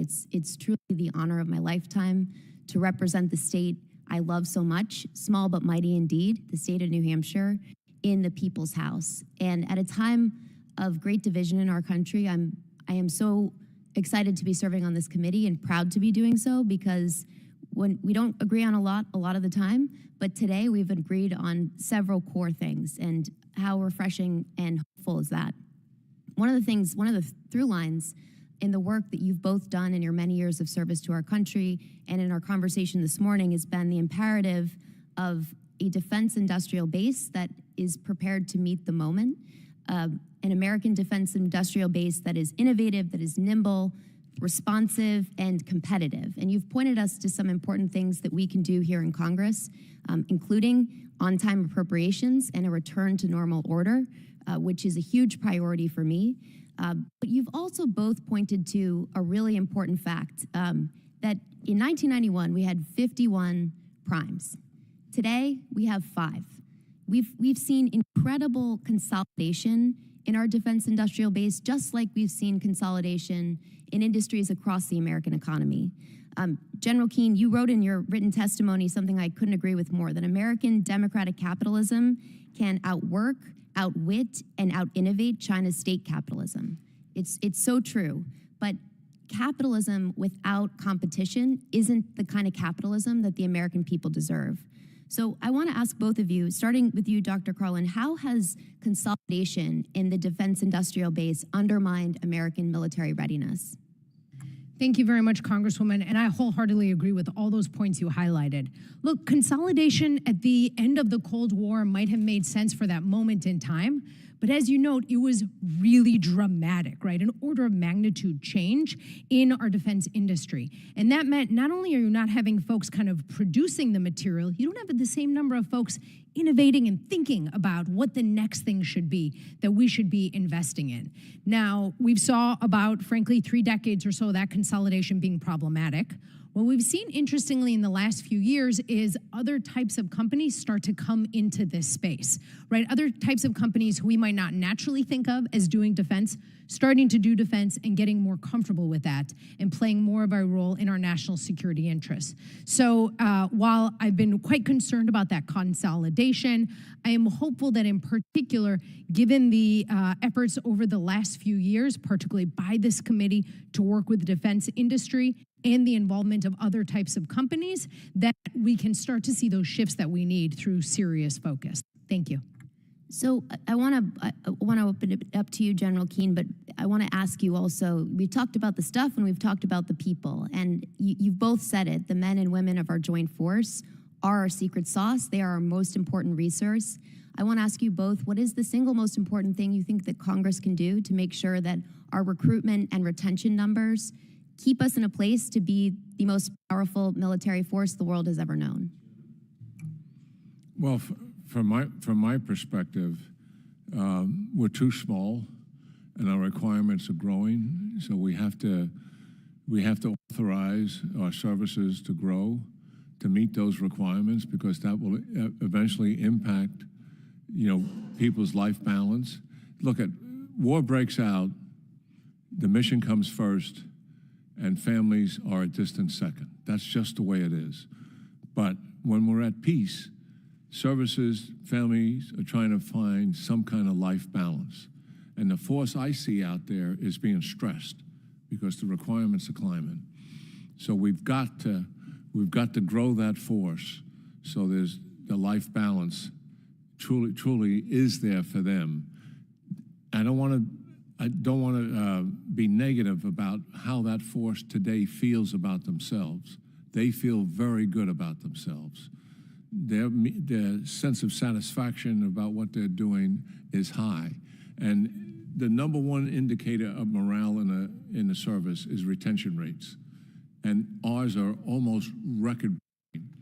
So we should feel good about that. And this committee should feel good about some of the funding that's taken place to help that. More needs to be done, as we've stated. In my final 3 seconds, I think something we all agree on also, should the Pentagon be subjected to a full audit? The Pentagon, all parts of our government should be able to go through an audit and pass an audit. It's responsible to American taxpayers. The gentlelady's time has expired. The chair now recognizes Mr. Vineman from Virginia for 5 minutes. The chair now recognizes Mr. Fallon from the great state of Texas for 5 minutes. Thank you to our very experienced chairman. Thank you. Appreciate it. Guy. You got to give him a little grief, General. He's a Navy SEAL, and an Air Force guy, Army. General Omar Bradley said, I'm sure you heard, tactics are for amateurs and logistics are for professionals. And I think we, given the daunting task of World War II, did a pretty good job with logistics on the fly for those almost 4 years. And then we seem to have kind of lost lessons learned in Korea. And so I wanted to just ask you, obviously contested logistics in Indo-PACCOM, AOR is a topic of great debate. In your view, what has the U.S. done or should do to secure and expand the access in the region? Well, the reality is a number of changes I think need to be made, certainly. Our World War II bases, which we're pretty much relying on, they are all vulnerable to China's attack. Long-range weapons, air power. We have to harden them, but we have to, and the Air Force is moving in this direction in terms of establishing expeditionary bases that they can set up in a number of days. And we need to present that kind of a problem to the Chinese. In other words, it complicates their problem. And expeditionary bases, we have to, and then we have to make certain that those bases are also defensible. So yes, what the Chinese are trying to do is deny us access. And the other thing that we know, if we move our surface ships, and if there's validity in war games, and I think there are some validities, I don't think war games are an end in themselves. What I get out of it is not so much who wins and loses, but what do you learn about your own capabilities? What works and what doesn't work? And our surface ships are very vulnerable. That is the reality, and it's not going to change in the near term. But our submarines are absolutely very effective, and we can use submersibles and above-the-sea autonomous vehicles as well, not by the hundreds, but by the thousands, to make certain that we're imposing cost. And that gives us access. One of the problems we have, if you play a war game, China's going to take down the major bases that we intend to fly our air power into. So we find ourselves using air power from as far away as Australia or from as far away as Alaska. And that's not nearly what we need to have. So yes, deny access is the asymmetric warfare that China is imposing on us. But given the technology that exists, given the willingness to change the strategy and the operational concept, I believe with some imagination, we can break down that denial of access that we have and begin the kind of penetration. What we're not talking about defeating China here. We're talking about imposing enough cost on them to deter them from taking offensive actions against us, much as we did with the Soviet Union. They outnumbered us significantly, I mentioned before, and the reality is we put together an imaginative operational strategy that imposed cost on them, and it effectively deterred them from conducting that invasion that they truly wanted to do. And that is where we need to be, and we need to exercise it also right in front of them, which we did every 2 years in front of the Soviet Union. And we don't do enough of that operationally. We do individual exercises with bilateral with a country or one or two with others, but we don't really put together an operational plan and exercise that plan. And I think a mistake, and hopefully we'll make changes to get on with doing that.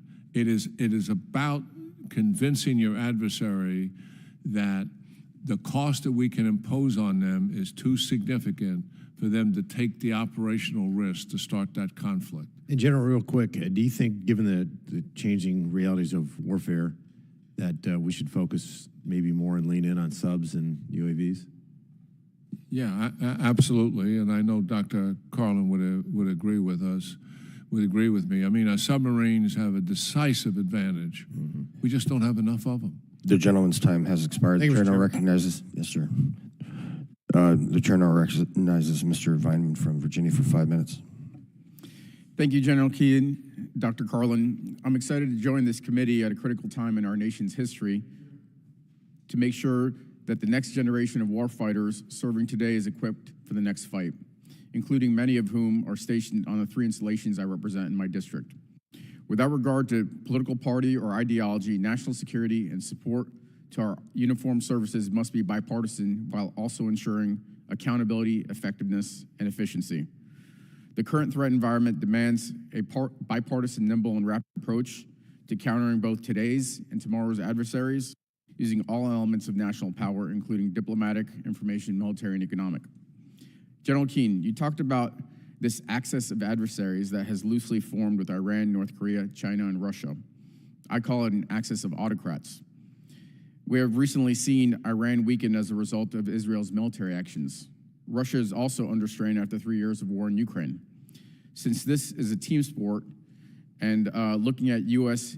and its partners versus the axis of autocrats holistically, we want our strength to be greater than theirs.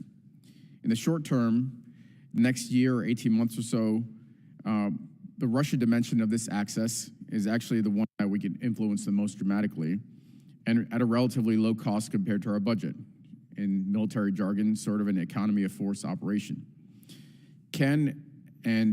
We can and must do this while acknowledging that China is the pacing threat that we need to be gearing up for. Do you agree with this assessment? And that's both for you and Dr. Karlin. Yeah, certainly Russia obviously thought they were going to be able to take Ukraine in a matter of days, if not weeks. They overestimated their own capabilities and underestimated the Ukrainians. And now, I mean, in the last 2 months, they've taken 48,000 casualties, and each month they've advanced X number of miles across the front line of troops, 40 to 50 miles in the course of a year. They truly have their challenges, but in their minds, they are winning. And that is why Putin is so resistant to actually come to the negotiating table. He'll probably want concessions to get there. I think we're on a pathway here if we stay committed and stay committed to Ukraine, that it is possible to put enough pressure on Russia to force them to the negotiating table. But that means you're going to have to add more to Ukraine than what we are currently doing. I agree, General Keane, and I appreciate that assessment. Dr. Carlin? Thank you, Congressman. I would agree with what you highlighted. And frankly, if one is worried about China, which I think seems to be the overwhelming kind of consensus of this committee, one has to care about European security. What happens in Ukraine is being watched much, much more than just across Europe, but across the Indo-Pacific as well. Thank you. So you mentioned that your op-ed, you talked about rare earths. 60% of those rare earths are in occupied regions, 40% are in Ukraine. And so I'd posit that it's better that Ukraine, a U.S. EU-aligned country, control these assets that are critical to manufacturing all kinds of things, including weapons, than Russia and its access of autocrats. General Keane, let's sort of drill down from the strategic to the operational tactical. We already talked about drones and the utility of drones and how important they are to the next battlefield. And I agree with you that we probably need to rebalance these capital assets that we have with drones, and it's probably not an either or, it's a both, and just what amounts. So in your testimony, you said services need congressional relief to purchase large quantities of drones from these non-defense commercial sector that are outside of a program of record. Are you familiar with prior examples where Congress has provided this authorization? And 20 seconds or less, because I want to give each of you a chance. No, I'm not aware of it. I mean, my information comes from the Army Service Chief and his desire to do just that.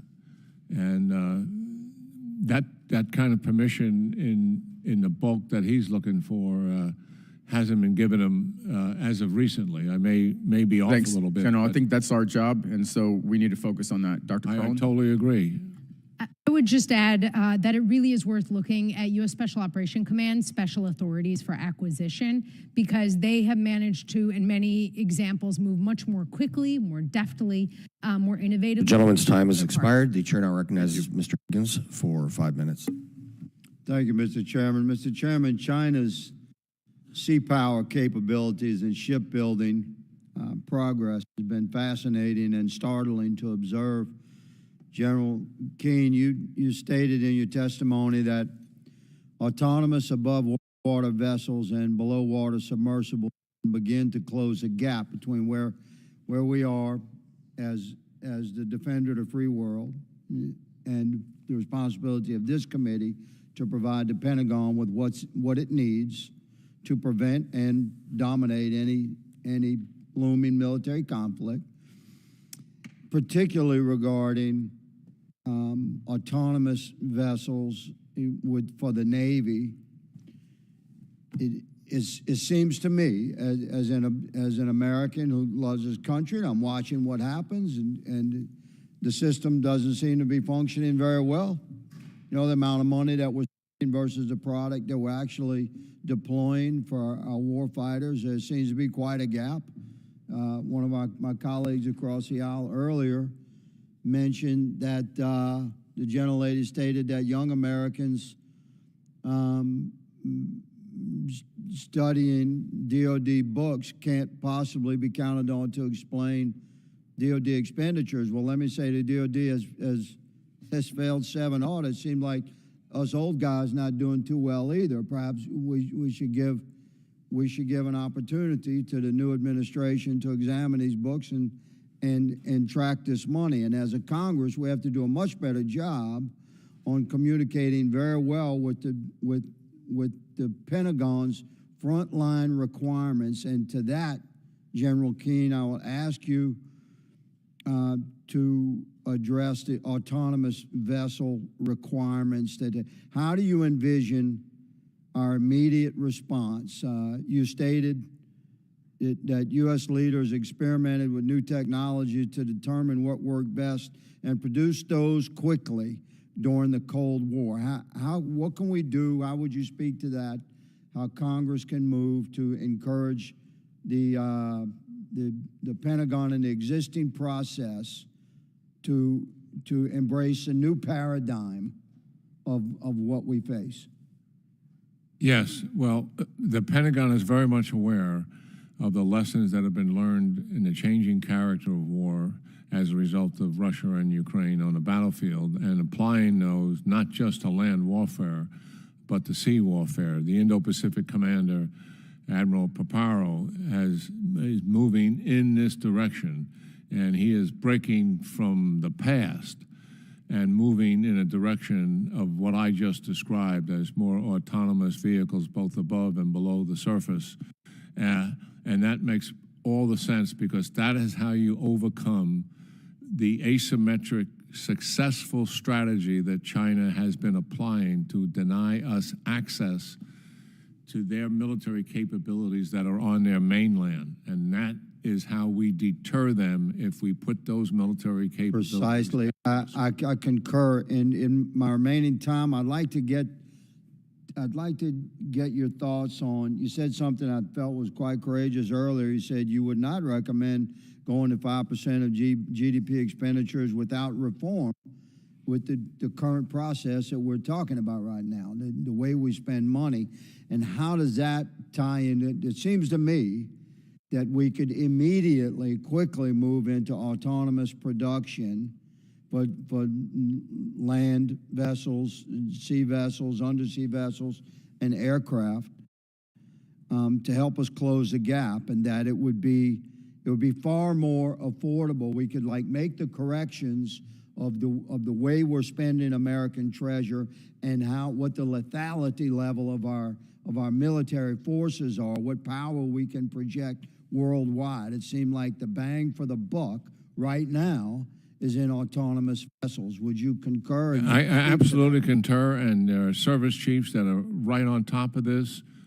Combatant commander in the Pacific is, yes, you can get a lot of capability for considerably less funding than what it takes to build a major platform.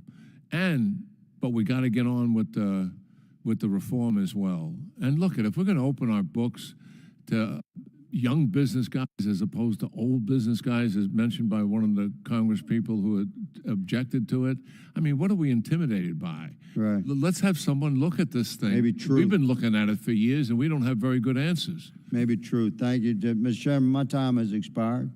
The gentleman yields back. The chair now recognizes Mr. Bell and simultaneously offers my deepest condolences for your city chief, sir. Thank you, Mr. Chair, Ranking Member, and also Vice Ranking Member Davis. I believe this is your first hearing in this role. Congratulations. And it's also my first hearing on this committee, which I'm very proud to serve, not only in this committee, but also my district back home in St. Louis. In a time where political influence is increasing worldwide from adversaries like China, Russia, and others, the United States must utilize all of its resources to ensure we remain a global force and counter these threats. Countering our adversaries and protecting our national security will require a multi-pronged approach that also focuses on our defense intelligence capabilities. This includes the work of support agencies within DOD that aid in our security efforts, the National Geospatial Intelligence Agency, West, which is located in my district in St. Louis, is one of those agencies. And just for time's sakes, quickly, Dr. Carlin and General Keane, can you talk about NGA's important role in supporting our forces everywhere in the globe? Thank you, Congressman. Simply put, it's critical, right? NGA has consistently helped, as I've worked for 6 secretaries of defense. I'm guessing General Keane will say something quite similar in helping us understand what the threats are on the horizon, what the threats are that we are countering today, and how we can best counter them. I associate myself completely with Dr. Carlin's comments. General Keane, for any future fight in the Pacific, we're going to have to heavily rely on Air Mobility Command, which is headquartered just outside my district, to move goods and forces around the fight. Can you talk about their importance in the Pacific, both in peacetime and wartime? Well, yeah, absolutely. I mean, the challenge the United States has always had as a global power is, and we're oceans away usually from where the threat is.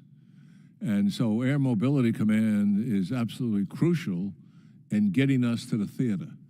What has changed is the power projection that we have done in the past. And the last major one was in Iraq in 2003. Next one we have to do, if it is to the Indo-Pacific region, it will be contested. In other words, they will cyber attack the deployment of it, and they will kinetically attack it as well. So a strategic deployment being made that is uncontested, if the foe is China, is not going to happen. It will be dramatically different than anything we have experienced in the past, going all the way back to World War II when our deployments were contested. So Air Mobility Command is vital in being able to do that. And my last question is also for you, General Keane. In your written testimony, you mentioned the size of the force being too small. With recent attacks on service members' quality of life from healthcare and other angles, are you concerned this will actually hinder growing the force? No, I still am convinced. Once we get the message out, and the services have done a good job in relooking themselves in how they talk to the American people, how they talk to young people, how they talk to influencers, and they've all proved it. It's getting the fact out there that there's value added by service in the military.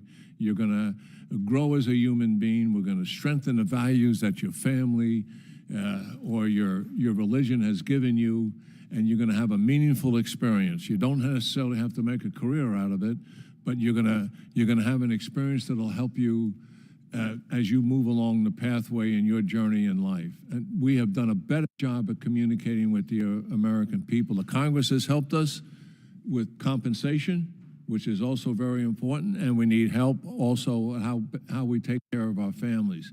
Put that package together, I'm optimistic. Thank you, and it's a privilege to yield my time back to the vice-ranking member. The chair now recognizes Mr. Davis. Thank you so much, Mr. Chair. I want to thank our witnesses today. Okay, we'll yield. That's two today. The chair now recognizes my great friend, Mr. Mills from the state of Florida. Thank you, Mr. Chairman. It's good to see you actually sitting up there. It's good to see one of the oldest members and the least attractive sitting there as chair. It makes my heart warm. Thank you. General Keane, thanks so much for being here. Ms. Carlin, thank you so much. As we look at the lessons learned during the last few years of warfare from Ukraine to Yemen, it is clear that rapid innovations in technology and driving rapid innovations in tactics, small businesses are driving that innovation here in the private sector. And in the commercial sector especially, every single day, they face both high barriers to entry into the defense sector. Dr. Carlin, there is a wide divide between the agility of offices like the DIU and service innovation labs. What recommendations do you have to export those innovations to the conventional acquisition frameworks? Thank you, Congressman. Absolutely, there are these barriers to entry, and we see that not least because of this massive consolidation that happened with our defense industry base. So a couple companies got really, really good at figuring out how to crack the code of the Department of Defense. Whole bunch of others, as you know, have not been able to. I think we have started to see some good change over the last few years. In particular, you highlight DIU as one really good case study. We're starting to see players come into the defense business who wouldn't naturally be there and who are more comfortable being there as well. I think one of the things really to look hard at is how to lower those barriers to entry through rapid acquisition systems, right? Having these authorities where folks are able to participate in Department of Defense contracts, but not have to throw all of their kind of focus towards it. And of course, on-time appropriations plays an important role for particularly the small businesses. And as we know, unfortunately, the State Department, the Directorate of Defense Trade Controls, and other, whether it's DSP-5 export approval, DSP-83s, to actually engage in the activities of trying to work with other developing nations and also allies, have been completely hamstrung. And it's been a very delayed process, to include we need real procurement reform when it comes to the overall process, updating the DFAR, but also just becoming more competitive in the market. And so I think that's really important as we look at our economic challenges. General Keane, thank you so much for the decades and decades of service that you've given this nation. One of my growing concerns right now when we look at our armed forces is the declining recruitment numbers. When we talk of the 42,000 deficit, when we talk about the 8,600 who is, in my personal opinion, unconstitutionally purged, do you see that these recruitment challenges could pose greater threats for us from a national security perspective moving forward? No, I don't. To be quite frank about it, all the services have made their recruiting objectives this year. I think they figured out how to better communicate effectively to the American people and to young people who may consider a service opportunity, and they've relooked themselves as well. So the changes have been made, and we did this about 20 years ago when we had a recruiting problem, and within a couple of years we solved it. Certainly the economy always impacts it, but it was more internal than anything else, and the services are there. I know for a fact the Army will likely exceed rather significantly its recruiting objective coming in 2025. I can't speak to the other services. I think we're overstating the recruiting problem. We did have it for 2 years plus. I think it's essentially, are we still going to have some challenges? Of course, we've got to work hard at it. But I think all the services have learned the lesson the Marine Corps taught us. I would just add to that. People in it. I would just add to that, General Keane, that while I respect what you're having to say, I disagree that recruitment deficits are not a potential national security threat as we move forward if our retention levels do not maintain. And especially when you think about quality of life improvements in MILCON VA that needs to be guaranteed for our soldiers and for their spouses, to say things like not just giving you child care twice a week, but 5 times a week so that the spouse can have another career or a pathway to transition, but also the idea that you shouldn't work at Chick-fil-A full-time, 40 hours a week and make more than a service member risking his life. I think that those are also the recruitment challenges, but also the things like DEI, which was actually causing people to be more concerned because it wasn't about diversity, equity, and inclusion. It needs to be about increased lethality, readiness, and being properly equipped, the way it was when I was in the Army, when it was be all you can be, when it was when I was in the military and looking at the service groups, when it was years in Iraq, years in Afghanistan that I served, in Kosovo, in other locations. That, in my opinion, while I agree with you on one thing that you definitely said, which is that the 2025 recruitment numbers, I believe, will be very strong, but that's because of the incoming administration and because of the Secretary of Defense who's prioritizing the warfighter. With that, I yield back. The gentleman yields back. The chair now actually recognizes Mr. Davis, my friend from North Carolina. Thank you, Mr. Chair. To the witnesses, thank you so much for being with us today as we're kicking off the 119th. Dr. Carlin and General King, we really appreciate it. And to the chair, thank you. Made it to the finish line, obviously, with some amazing staff. Well, thank you very much. The gentleman yields back. I, too, would like to thank you very much for your very thoughtful testimony. I think we agree on a lot and we disagree on some, and that's okay. As long as we continue to understand that the priority of the Department of Defense must remain lethality and readiness, we can move on from there. So again, with that, this hearing is adjourned. Thank you.